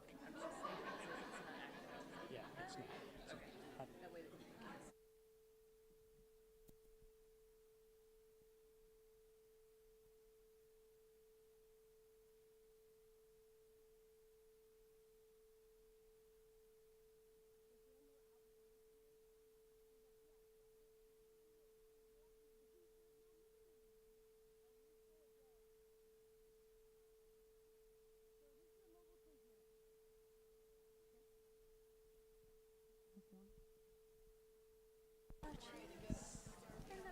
I can hear you.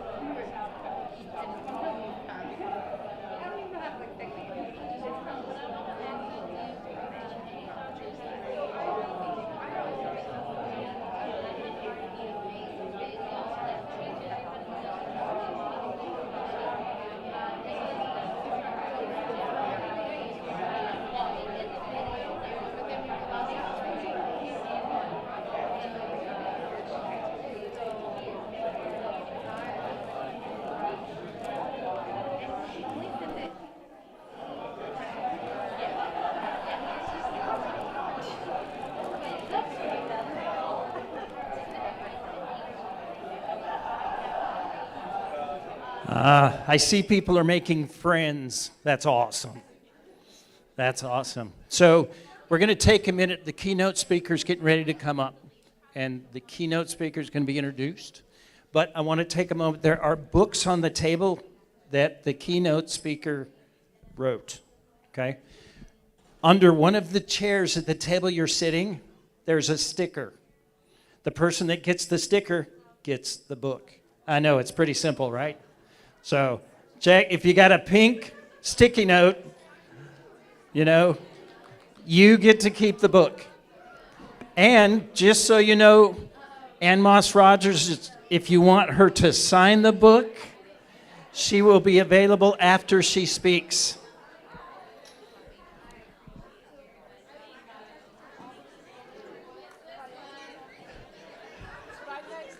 There you go. All right, Miss Pam.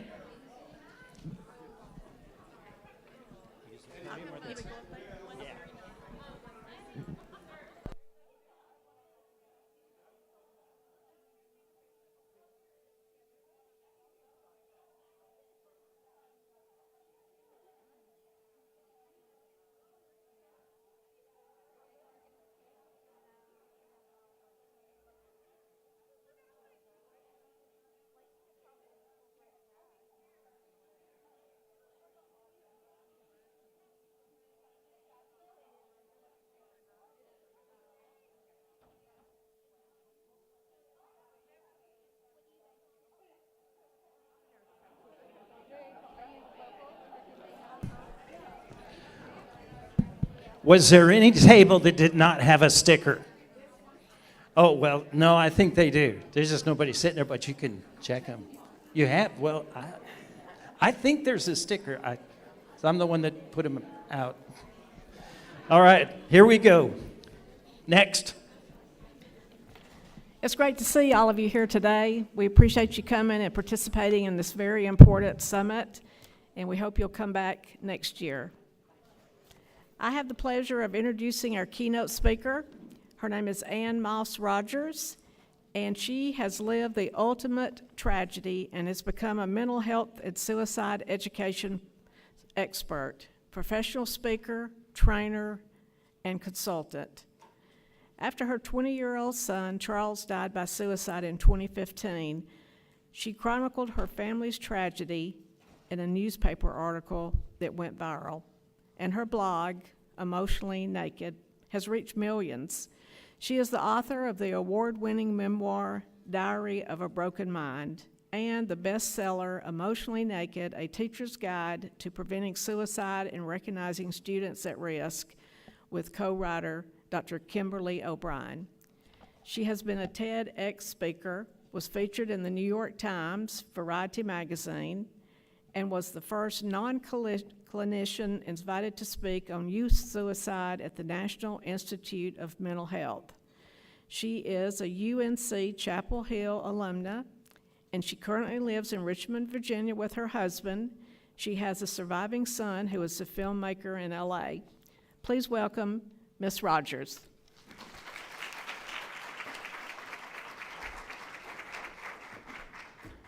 All right, we're gonna, nice and loud. All right, find somewhere to put my water. So, wanted to start with a content warning because suicide can be in this room in some very personal ways. Earlier, when we saw the panel, somebody was talking about 741-741. That is the crisis text line. You do not have to be in suicidal crisis in order to reach out to the crisis text line. If you are worried about someone you love, you can call 988 and say, what are my next steps?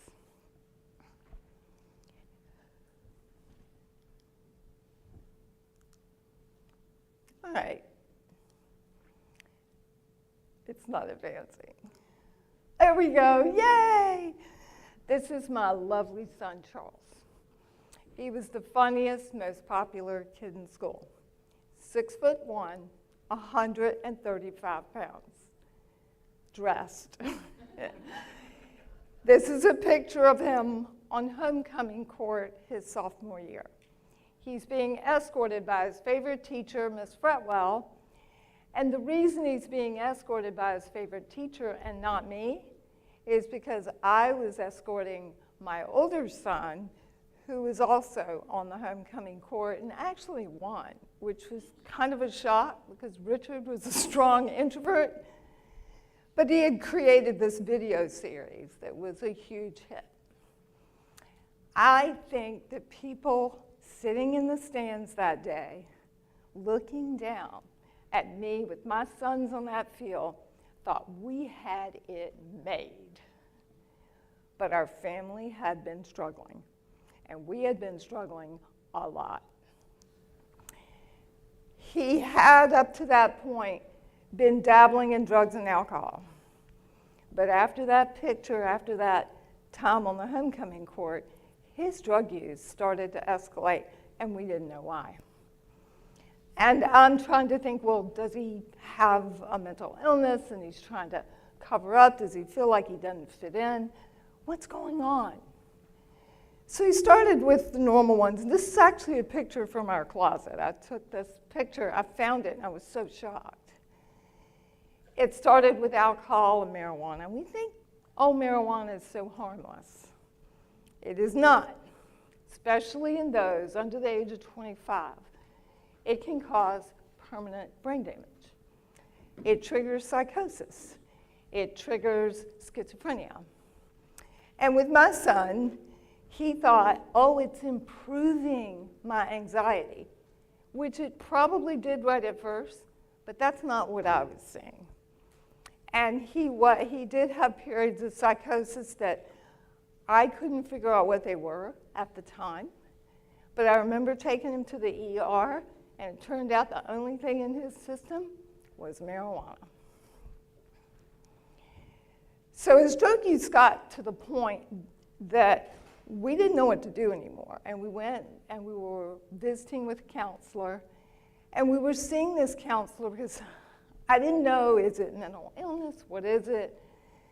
And he makes a recommendation to kidnap our son out of his bed and take him to a wilderness program. You don't do that because you've caught your kid with a beer and a joint. You do that because you think your child's life is truly at risk. I was scared. I did not want to take this step. This was 32 grand. I'd saved up for a kitchen renovation, and it was all gone in 10 weeks. But presented with it again, if this was the right option, I would spend it. I don't know if it was the right thing to do. This is the first time we got something called a psychological evaluation. Now, why hadn't they done that before when I visited mental health professionals in Richmond, Virginia for a $50 copay? I do not know why. I kept asking for a diagnosis, and they would not do the test or diagnostics to see what was going on. And none of those mental health professionals ever asked, are you thinking of suicide?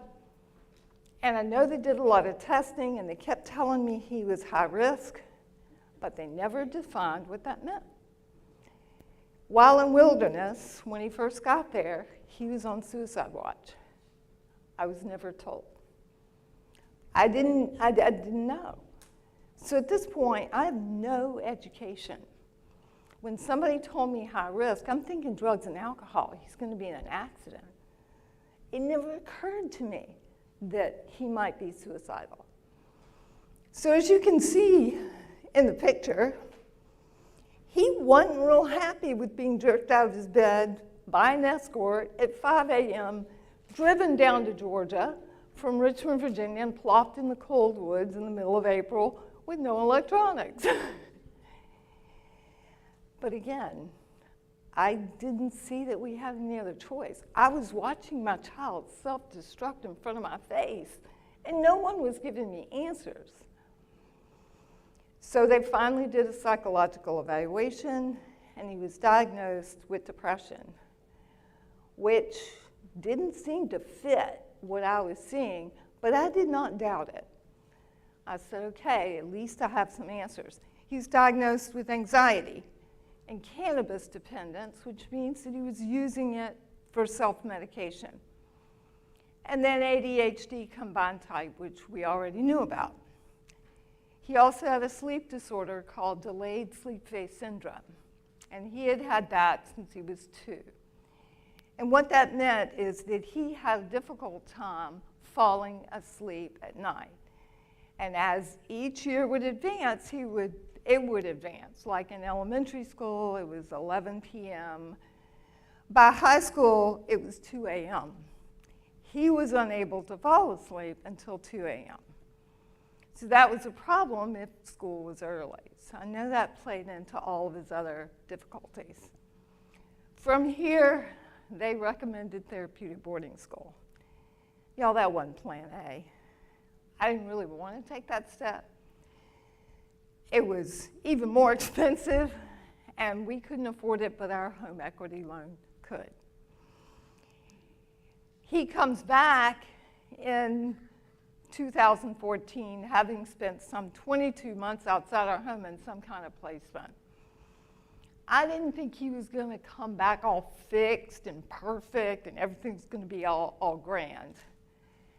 But I did think he might start to use some of those strategies he'd learned while he was away. Now, we'll say Charles was cuddly and sweet. He was the kind of kid who would give me a hug in front of all his teenage friends and say, I love you. That's the kind of kid he was. But he was angry with us, and he was still struggling because no one had ever addressed his thoughts of suicide. So he started using again. I didn't know it. I didn't know you could text a drug dealer, have them deliver it to your driveway, to the car parked in front of your parents' house, which is what he did. He would do the drugs in the car. I didn't know you could snort heroin. I thought you could only shoot it up. I was wrong. He would do the drugs, go back in the house, and he'd do it at 2 a.m. Guess what? I'm not up at 2 a.m. So I think he did this for maybe 10 months. I had no idea. And I still feel really stupid about that. So he would eventually confess. He would go to detox. He would go to rehab. Then he went to the recovery house. My husband and I are like, yeah, it's at the recovery house. It's not going to go perfect. Well, he relapsed in 24 hours. I mean, it was like we got him moved in, and the next phone call we got was he'd relapsed, and we were confused. So I'm like, what is your process? How can we help? What should we do? And they said, it's our process to take care of our own. We're going to go to the hospital, the psych hospital, then we're going to go to detox. Well, apparently, once they got to the psych hospital, they wanted to do a suicide risk assessment. But they turned him down. Why? He had insurance. They didn't take those people anymore. Meaning, they didn't take those addicted to heroin. And guess what that made my son feel like? Garbage. I'm human garbage. Because that's what we treat people with substance use disorder. That's how we treat them. He goes to detox, he sees a friend, he walks out. All they wanted was one more party. 2 weeks, little bit of communication, one phone call that was my last phone call, and here's what I wish I would have said. As much as I want you to get well, I love you even if you don't. He needed to know my love was unconditional. I did tell him I loved him, but Charles needed to know that no matter what, even if he was addicted to heroin, that we were going to be there, that our love was not going to be weaponized. We weren't going to pull it away.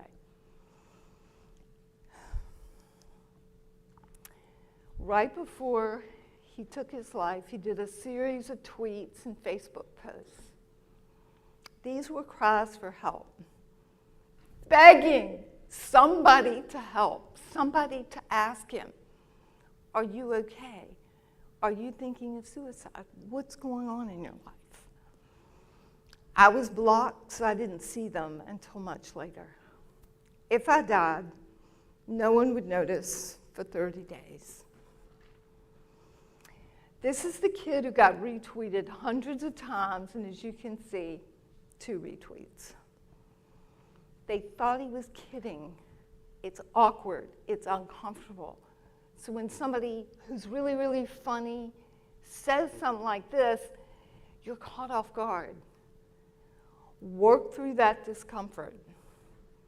If you know the person, reach out, hey, dude, we got to talk. You and I'm ready to listen. I want to hear what you have to say. Meet them where they are. Meet them where they are. I'm not blaming anyone, but now I know he was begging for help. And as a mom, you know what that does.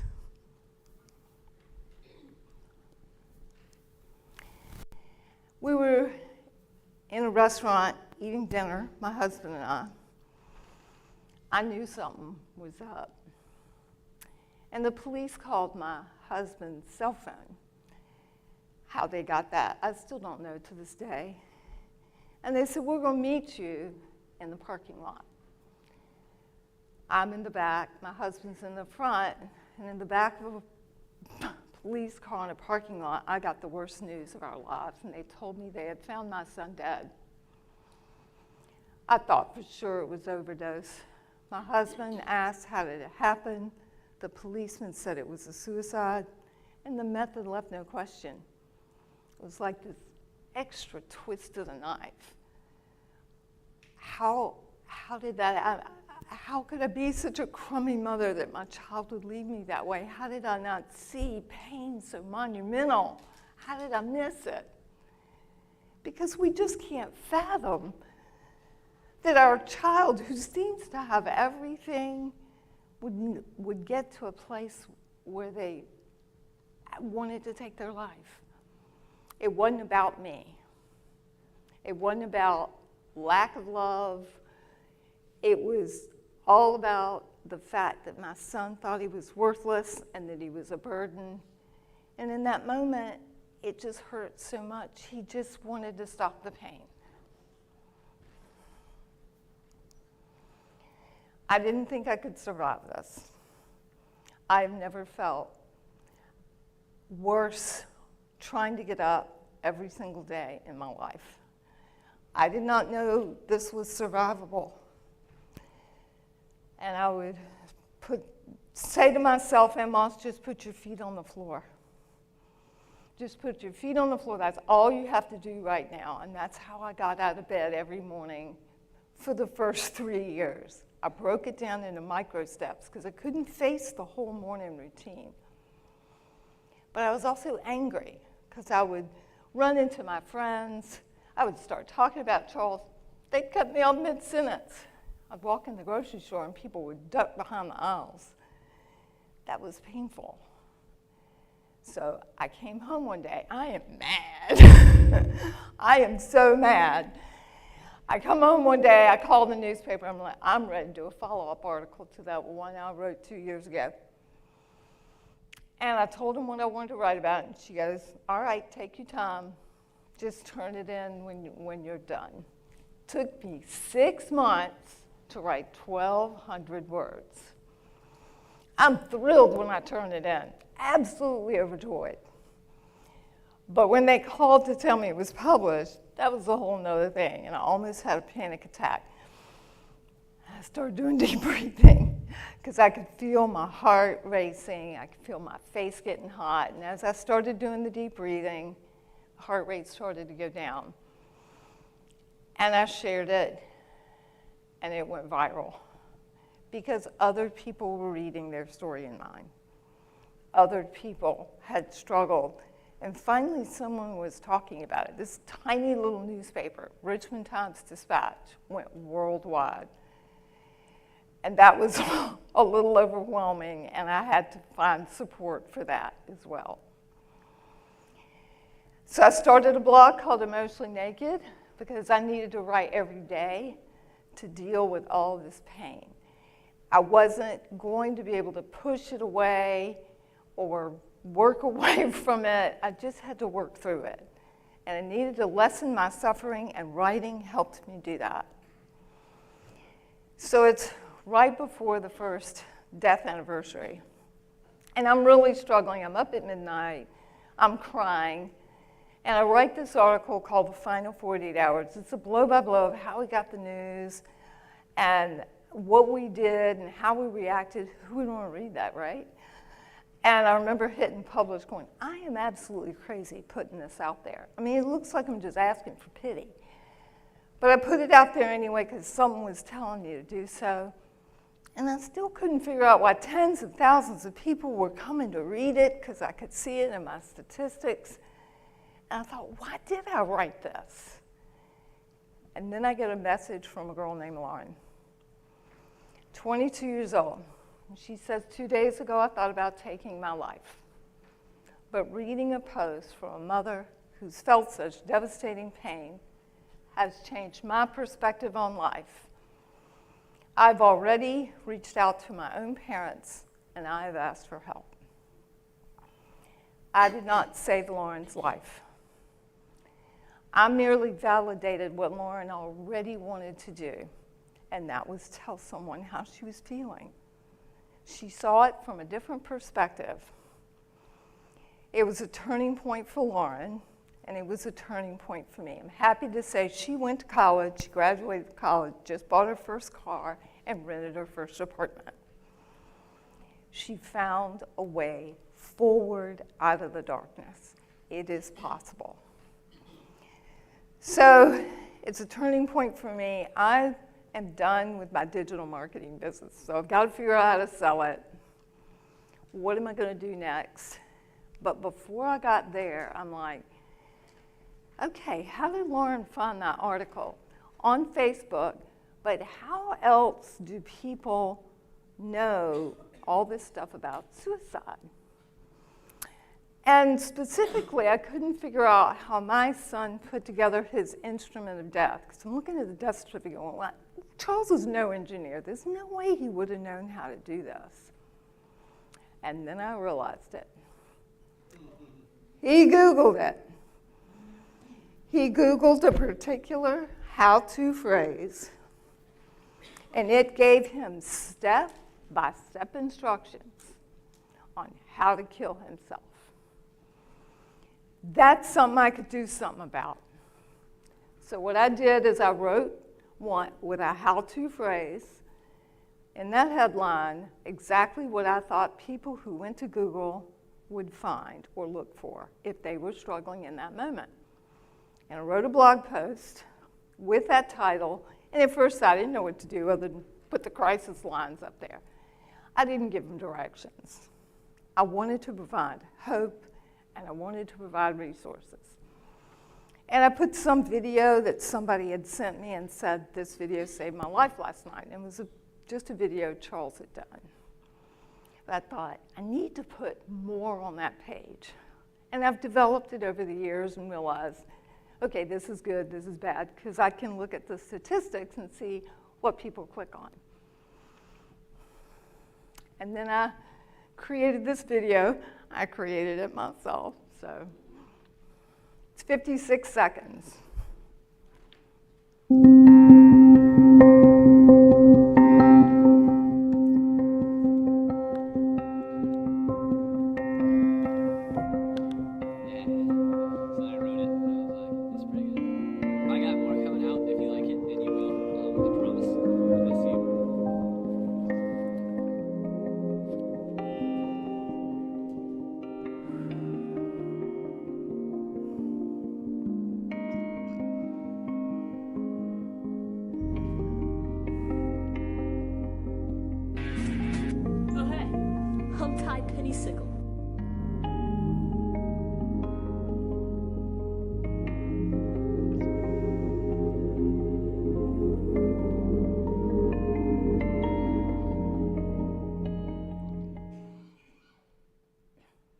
I have it on YouTube as well. It has 75,000 views, 3,000 comments. On the blog post itself, 600. I answer every single one of them.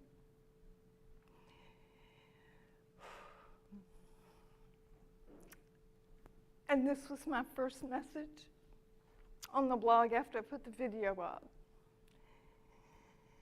And when it came in my email, I went and I threw my arms around my husband and we cried. It works. I can't believe this works. And it's still working today. And I've written like lots and lots of pages, but guess what? If they're looking at how to kill themselves, they're also looking to how to help themselves. How do you tell someone you want to die? I have step-by-step instructions. How do you tell a parent you want to die? Tens of thousands of people go look those things up. Why are we not sharing that in our schools? How do you tell someone you want to die? That's difficult. I've been doing this so long, I now get messages from people from years ago who, for whatever reason, want to come back and tell me they're doing well. They've worked out of the darkness. And it's not something that happens quickly, right? It takes a while. And not everybody is happy because they go there for directions and then they're not there. However, I answer each and one of these with respect because if you're hurting, you're likely to be angry and pissed off at the world. So I'm like, well, why don't you tell me what you're going through? I understand it's not a tutorial, you're right, you caught me on it. But what's going on in your life? I treat them with respect. 50% of the time they come back, I'm sorry, I'm in a lot of pain, I'm really angry. And then they'll tell me their story. And then 50% I never hear from them again. Here's a trend I've noticed. To be seen at all is a relief unto itself. As the digital age has moved in, that which we thought would bring us together has pushed us apart. And our kids in particular don't feel seen and they don't feel heard. But adults are feeling that way too. There's so much noise out there. So how can we make people feel heard? So this comment actually goes with the story. A young lady reached out to me online and told me about a really grisly plan. She and her friend for after school for the following week. I was beside myself. There's nothing I can do. I have no email to follow up with the school like I usually do. I can usually track back a lot of the emails. I couldn't in this case. She said, should I talk to my social studies teacher? I said, that's a great idea. Well, she didn't actually do it, but he noticed that she wasn't doing really well, so he intervened after class. My socials teacher saved my life. And as happy and as grateful as I am to him, all he did was talk to me for probably less than an hour. How could my life be so disposable that if it had gone the other way, I would be dead by now? All it took, all I needed was one person to make me feel like they actually care. That teacher doesn't even know he prevented 2 suicides. I know. I want to give the guy a hug. He just saw that there was someone struggling. Here's what I want you to know. You can stop suicide with your ears. And that means listening, allowing the person to feel heard without fixing and offering solutions. Tell me more about how you feel. How long have you felt that way? Tell me why you feel that way. Not refuting, not coming back, not offering solutions. It's really hard to do that. You're sitting with someone in their tragedy. You're afraid you'll say the wrong thing. You're afraid that it'll bring you down, or you'll have this big responsibility. Over 80% of those struggling with thoughts of suicide tell us, normal people. We're not supposed to have all the answers, but we can listen. That is something we know how to do.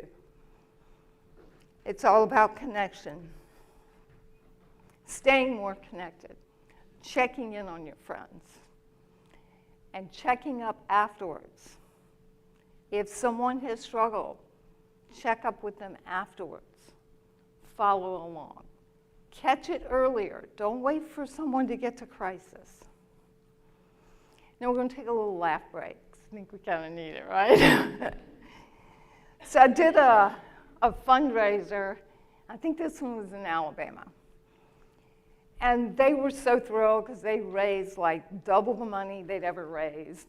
And she calls me, she says, it's all because of you. And I'm like, no. And a little bit inside, I'm kind of proud, thinking, I did have something to do with this. I'm feeling pretty good.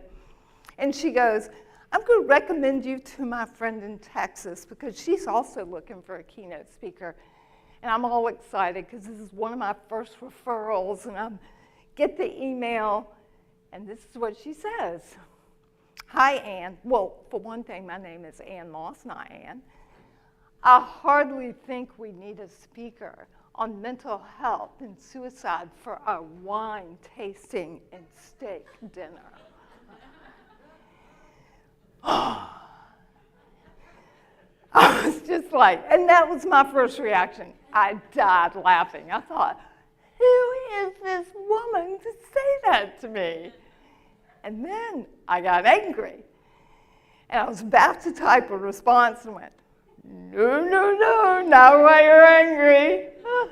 So I decided I'm going to go take a walk around the block. And then I took that walk around the block. I'm like, that's not enough. I need to go up Angry Hill. So I go up Angry Hill. Angry Hill is so hard that I can't be mad when I get to the top. So I come back and I'm ready to respond. Thank you so much, Madeline, for being so honest and straightforward. You're right. It is not the right subject for your wine and steak fundraiser. It goes perfectly as a brunch topic with omelets and hash browns. I'm sure when she got that email, she's kind of like, what she means by that. The point is, when is the right time? Like never. So that means every time is the right time. And I hope Madeline knows that now. She probably never figured it out, though. So we're going to take a quick look at suicide, what you do, what you say. And I want to tell you that talking about suicide doesn't give people the idea or plant the idea in their head. And we want to use the phrase, died by suicide, suicided, killed himself, ended his life. We don't want to use the word committed, and here's why. It used to be a crime. 1300s England, it was a crime to kill yourself. And you're like, well, they can't put them in jail, right? But they can put the family in jail. They didn't normally do that. They just took all the inheritance away from them, denied them a funeral service, denied them a burial, and shunned them. We know it's not a crime. It is a public health issue, a public health crisis. So if you would try to push the word committed out of your lexicon, that would be most appreciated. So what do people thinking about suicide do? A lot of stuff. This is just a few things. Charles did not do all of these things. So his drinking and drugging did escalate. He was at the doctor a lot.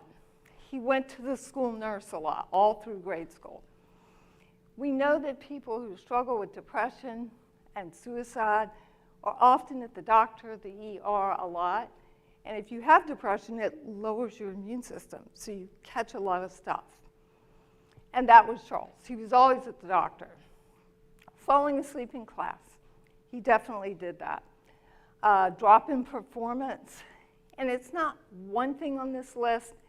It's several, but not all.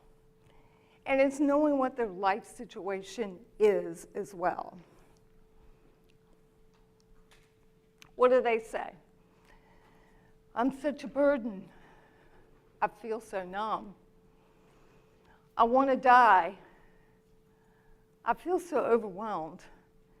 I can't do this anymore. They're hints, they're invitations for you to have a conversation. People are saying that because they want to tell you something is wrong and they want you to ask. And like I said earlier, you're going to feel nervous. You're going to feel like I'm not saying the right thing. I want you to push through that discomfort because this is life and death. So what do you say? Tell me more about how you feel. You do not want to say, if you can possibly help it, you have so much to live for, because that's not where they are in that moment. They're not able to look forward. All they're able to do is see the pain they're in now, and you need to meet them in their tragedy where they are, and that is strangely empowering. It's not going to bring you down. I'm grateful you shared this with me. I know it was hard. How easy is it to tell somebody your deepest, darkest, ugliest inner thoughts? Not easy. You do not want to cheerlead them out of it. You got this, yeah, come on. Try not to do that. You're meeting them where they are. I'm unsure of next steps, but we'll figure this out together, okay? And then we do not want to say, promise me you won't attempt suicide.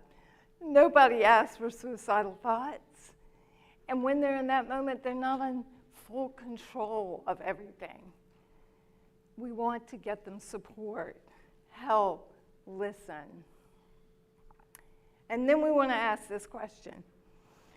If you want to know if someone is thinking of suicide, you have to ask, are you thinking of suicide?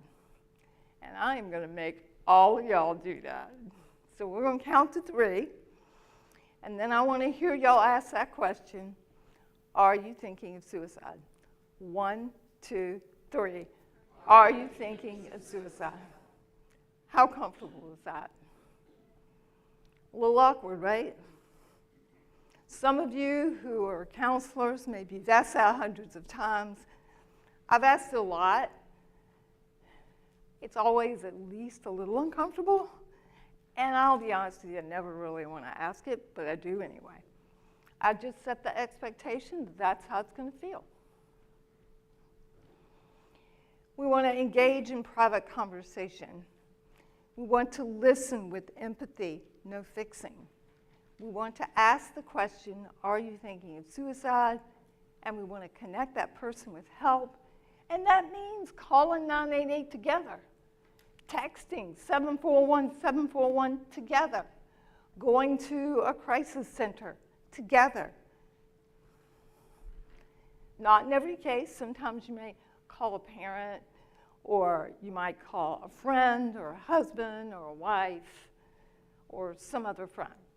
But try to make sure that they're at a place of stability. Here's the thing. We intervene, we reduce risk. We don't intervene, it stays the same or gets worse.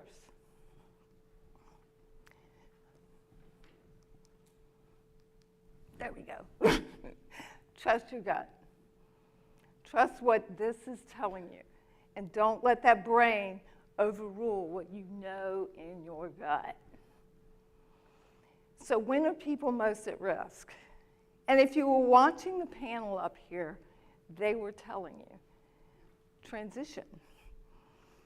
not just big ones, but little ones. So deployment and coming home, huge transitions. High school to college, college to real life, huge. But what about the little ones? Spring break, coming back from spring break, leaving for fall break, coming back. Little transition within that big transition, moving, that's a huge one.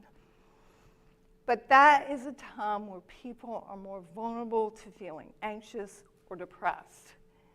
And with students, I'm working with one university, and it seems to be when they come back from break that the kids are at the highest risk, and that's when they're losing kids to either overdose or suicide. The other one is relationship disruption. Divorce, separation, fight with a friend, romantic breakup. Here's one we don't talk about a lot. Grief, loss of a loved one. A lot of people who've lost a partner, they've lost a child, they struggle with thoughts of suicide. And since I have a grief group, at least 1/3 of the parents have struggled with that at some point. Now I'm going to just touch on my grief journey because it's taken me a long time to be able to heal and stand up here in front of you. We were a normal family, and we did normal family things together. We baked cakes.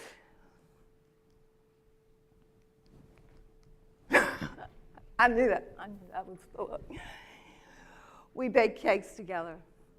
We played slip and slide. We had birthday parties. I took my kids to the library. I took them to the beach. We played games. We had dinner together every night. It wasn't something I did or said that caused my child to suicide. I had to pull back that lens and realize my son, told you he was funny, grew up in a house of love. He grew up in a house of love. He loved me, and I loved him. And for 3 years, I hyper-focused on the 5% of parenting I did imperfectly, ignoring the 95% that I did right, and that whole beautiful life that went with it. I was so scared of those little videos, but it helped me see that. I realized I can't heal if I can't feel, right? We want to push it away. Anything, this hurts so much, let it in. Yeah, it took me to my knees. I'd curl up in a ball, physically painful. I would kick the walls, I would scream, I was angry. But you know how long those intense emotional episodes last? I know you're going to think hours, right? 60 to 90 seconds. That's it. Then they lift. Here's the key, here's the trick. When they lift, you go distract yourself. If you don't, you'll refire that emotion and go through it again and again. And what I want you to do is lessen your suffering. You have to feel it first, because those are the emotional building blocks to healing. It's that pain. Think about knee surgery. You go have knee surgery. It hurts, right? And then it gets better. So it hurts before it feels better. I had to find my people, so I found support groups. I had to find other people who had been through this type of loss. I needed to understand suicide. I needed to learn more. I had to understand that my suicide loss is uncomfortable for others. So in my case, that meant I talked about it more, I talked about it louder, I talked about it often, and I talked about it on LinkedIn, Facebook, Instagram. Because if we don't talk about it, no one knows. I had to learn that some of my friends just didn't have the capacity to sit with my pain. Right, they would say the wrong thing or totally ignore me, or they disappeared off the face of the earth. And then the least expected people stood up and stepped up and just came by with a bowl of popcorn and said, "We're watching rom-coms tonight. If you want to talk about Charles, I'm listening. If you don't, we're going to watch some bad old movies from the 70s. They just wanted to be with me. I had to understand what others said came from a place of love. Nobody said the perfect thing. Nobody's ever going to say something to heal it. But if they said anything at all, I appreciated it. If it wasn't the perfect thing, hey, they're trying. They said something, and that took guts. And I also want you to know I have a relationship with my beloved dead. I didn't think my relationship with Charles would evolve after he died, but it has. And I still talk to the air. I still ask for his advice. And he talks to me, even if it's in my own head. This journey has taken me a lot of beautiful places that I didn't expect to go.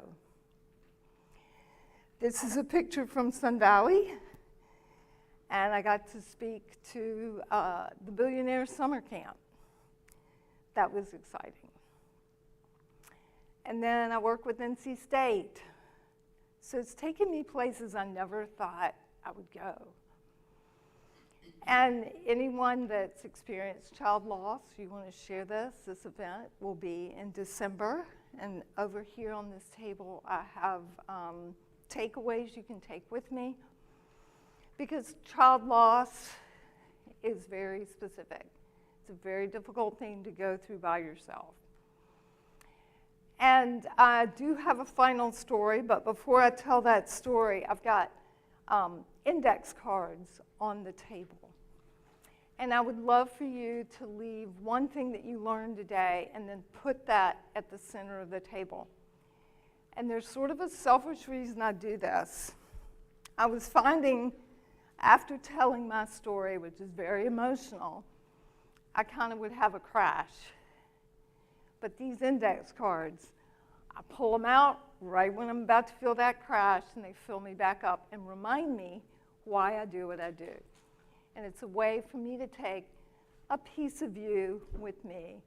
So I appreciate anything you put on your card. And I'm going to end with this story. So this picture is from my Grief Heart project. My cousin and I are in a car, and we're driving back from lunch. And it was after this horrific storm in Richmond, Virginia. Nobody had power. We had to look all over the place, even to find a restaurant to go to lunch that day. And we drive by this tree, and both at the same time, Grief Heart! I was doing this project called the Grief Heart Project, where I was either making a heart or taking a picture of one and putting it online every day. And this one was called Stormy Heart, and that sort of reflected how I felt. So I said, we got to stop. We got to look at that. And so we went up, and I checked it out, and the lightning had struck it from the top, and it had formed this heart. And it was black and singed. It had no limbs. The tree next to it still had limbs. And I thought, that tree's dead. It'll never make it. And I kept coming back for about 6 months and checking on the tree, and it kind of looked the same. And then I kind of forgot about it. 2 years later, 2.5, I'm walking through the park, and my husband and I are going to a festival that's right next to where this grove of trees is. And I said, I got to go check on my tree. And I go over there. Here's the grove of trees. Oh my gosh, it's gone. And I start to panic. And I'm like, wait a minute. I don't see a space. I start looking under the trees. Aha!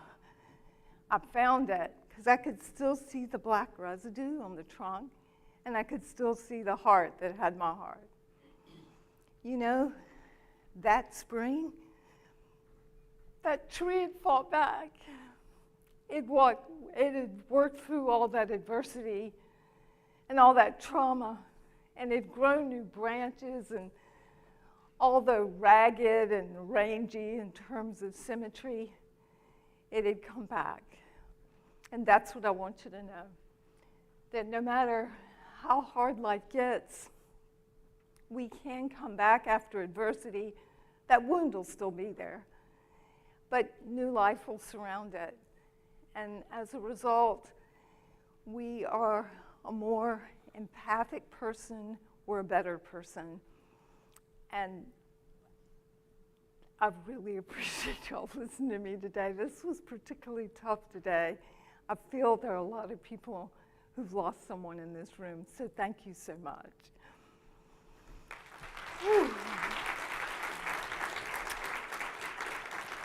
I need a hug. Oh, thank you. Thank you. Right then, I just asked for it, didn't I? So are you willing to take questions? Absolutely. Am I hot? I don't think I'm hot. Mic number 5. Check. There we go. All right.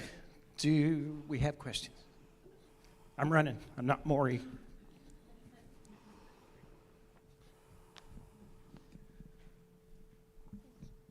Hi, my name's Taylor. Thank you for sharing. I also have lost someone and had my own struggles. So something you obviously just touched on, this was hard for you. As someone who is a mental health advocate, constantly trying to share my own personal struggles, that gets very mentally taxing. So I wanted to know what how do you keep yourself grounded when you're constantly living in your story? That is a great question. So I've started doing some training. And in that training, my story is only a really tiny part of it. And I'm giving information to the world, and that feels different. So I added that. These self-care cards, I keep them all. And there are days I'm struggling, and I'll pull them back out. So it's not like I read them once and discard them. I go through them again. I have a group of support people, and we're all on kind of like a text message thread. I will reach out to a friend of mine and say, I really need partnership in my walk today. When can you fit me in, if you can fit me in? And if not, I need a call. So I built this toolbox. So it's not just one thing, it's multiple things. And it's recognizing when you need to take a break from telling that story or switch to different stories within that story. And that's kind of how I've stacked it over the years. But I still run up when I'm like, I'm still kind of struggling with that. And so every time I hit those roadblocks, I just figure out new ways to work through it. And the cards are kind of the latest thing in the last year. Any other questions, you guys? I'm sitting right here in front of you. So I want to say thank you. I'm having a little problem right now. I'm a little triggered right now because. I'm sorry. Well, no, it's a good thing because this is where I grew. All right. Mm-hmm. So very seldom have I ever, outside of my own personal therapy, have I ever had an opportunity to get a mother's point of view. And as I stand here and I watch you, I kind of think about my day and I think about what I may have put my mother through. Yeah. So my question for you is, my mother still worries about me, right? So what advice could I give her from a woman's perspective to say, hey, Mom, I'm good? Right. First of all, I think you have an honest conversation because we never know when and if it might come back.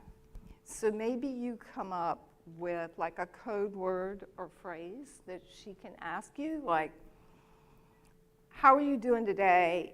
And then one little girl said, I want to tell, when I'm not feeling right, I want to tell my mom my toenails are blue. I said, okay, that's your code word, that sounds good. So have that honest conversation with her. And she will always feel some level of anxiety, but maybe just like text her every once in a while, I'm giving you a random hug if you're not nearby. But those random hugs help when you know she's kind of tense, because we're always worried once we know. And I suggest to parents that they get support for themselves. And NAMI Family Support Group is a good place. But those are people she can go back to. So those are just a few observations. Thank you for looking at it from a mom's point of view. I appreciate that. Anyone else? Yes. Microphone coming your way, my handy AV guy, who I told I love earlier. My best friend's son committed suicide about 5 years ago, and she blames herself. She feels as though being a mother, she should have seen it. She should have felt it, even if he didn't live with her. She should know something was wrong with her son. Every single conversation I have with her, she just repeats it over and over and over and over. But what do you say? So that's what our thing is about. We'll go into a series and we'll talk about the coulda, woulda, shouldas, because I can tell you, those of us who've lost someone to suicide, everyone who loses someone struggles with that on some level. But when we lose someone to suicide, we struggle more with that. Sometimes it is like that person doesn't want to advance because they'll feel like they're leaving their child behind. And they keep themselves in that raw place kind of on purpose. So here's a strategy that I used. One of the things I did was I told myself, okay, Moss, you can torture yourself today. You have 4 minutes to do so. Torture away. And I would go through that whole thing. And then it's like, if I did that later on that day, or again with my friend, it was like, no, no, no, no. You've already tortured yourself for today. You can do it all over again tomorrow, but you can't today. You're done for today. And then I just kind of shrunk it down to 3 minutes, and then to 2 minutes, and then to every other day. And then it kind of got to the place where I just said, one day I'm going to forgive myself. And I woke up, and I decided that was the day, and I wrote a blog post about it. Now, I'm not going to tell you I never revisited or have a nick of regret. My thing is go back and write about it again. So it depends on who she is, but I would just start asking her questions. Why do you think it's your fault? Maybe she'll start thinking about it more, but she might be struggling with complicated grief, and she may need some therapeutic help. I don't know if she's been to a group, but you're carrying a pretty big burden. You're wonderful to be her friend still 5 years later, because a lot of people lose those friends because it starts to feel one-sided. But she sounds like she needs some support, and maybe find out a group that's local that you can just say, I can see you're still struggling. So I've found this location, and they meet on Zoom or they meet in person.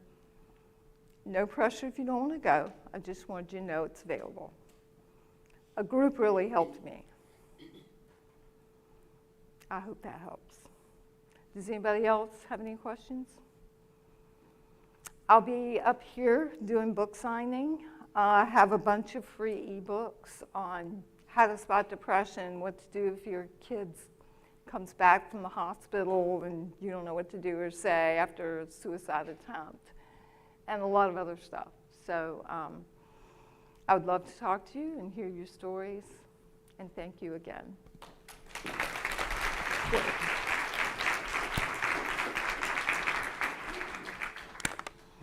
got real emotional today. You did. I'm glad to see you're human.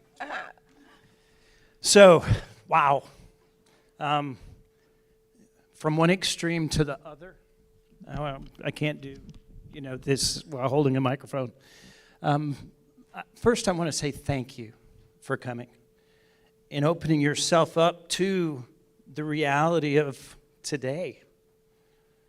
Okay, because I was listening before and after and during, and the care continuum, there's some lack, okay? But it's not just professional lack. There's some lack of care before and after in just community, if you will, and getting people around to this idea that and one of the panel speakers said something about, put your phone down. Good grief. I heard that and I'm like, I don't even want to look at the screen time counter on my phone because I would be guilty, okay? But this idea of caring about those people around us, even when it may not seem like they want to be cared about.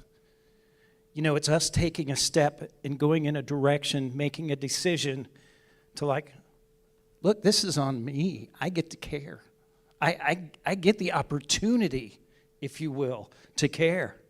And sometimes we're so caught up in our own stuff that we have a hard time looking outside ourselves.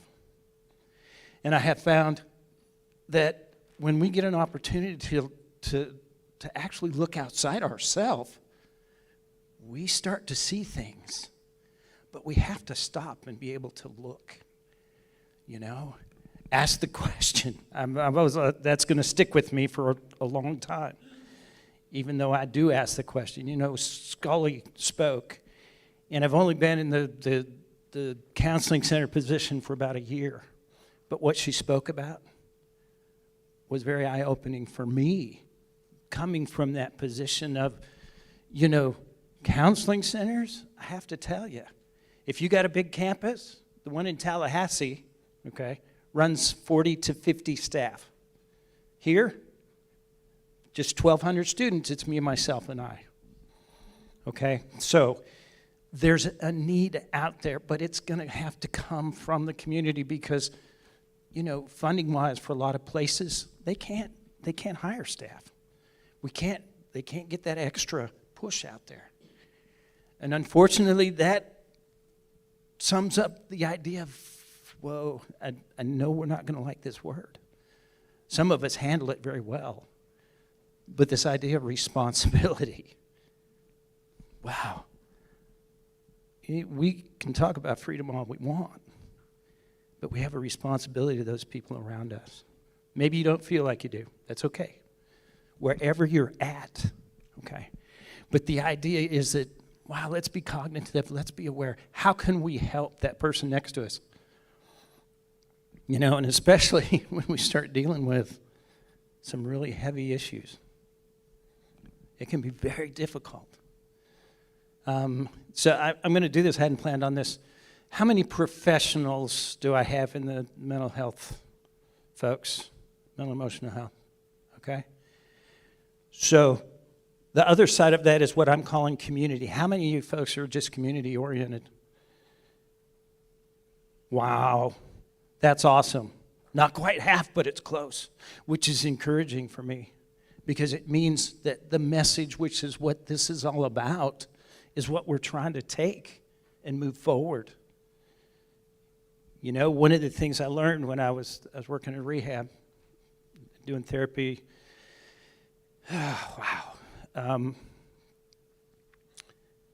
is we only have today. Tomorrow's past. Tomorrow is coming. The past is gone, but what we have is today. So it's what we choose today, this moment, right now, each one of us, to move forward. Is it healthy or is it unhealthy? What kind of choices am I going to make? Because it's all back on us. My speakers, wow, thank you so much. It's been really awesome. This is, I have to tell you, coming in and she finished a little early, so I have a couple of minutes. I'm watching the time.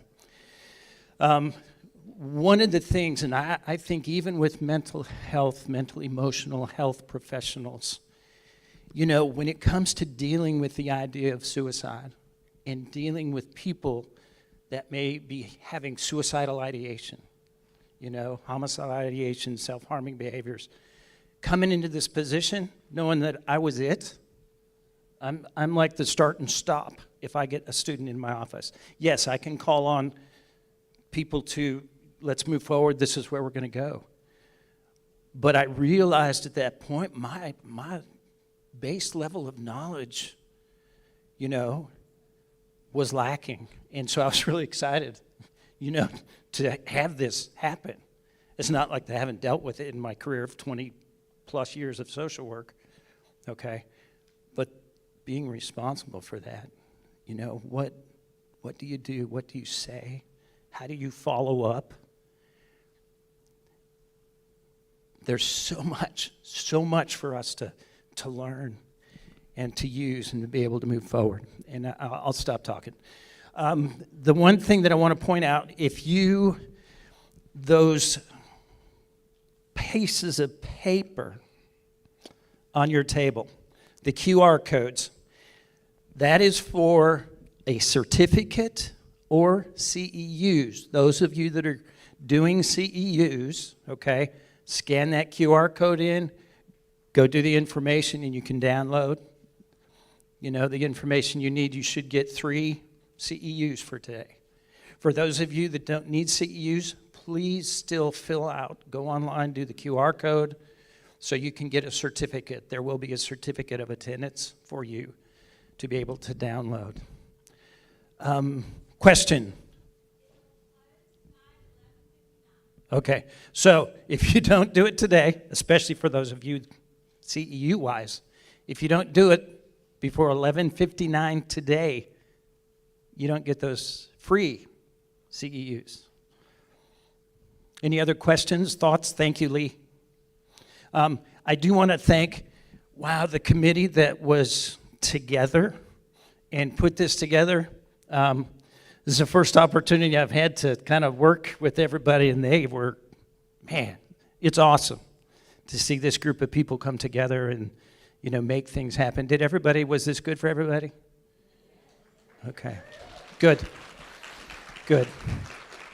So, going from here, Ann Moss is up here, and she will, if you got a book, you can get it, she can sign it and maybe, or just chat. And for those of you, there is a QPR training, okay, starts at 1:30. Okay, be back here. It's going to be up in room B210. B210. QPR training, okay? So that gives you, 1:30, about an hour. If you need to go grab some lunch, you didn't get enough bagel or cupcake or cookie, okay?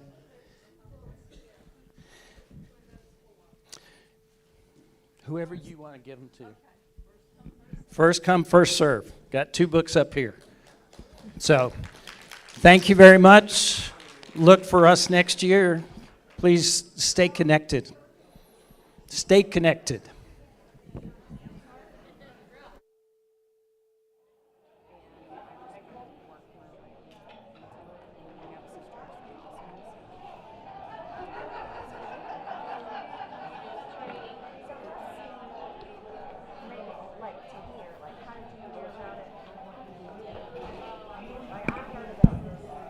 I was going to throw out one more thing.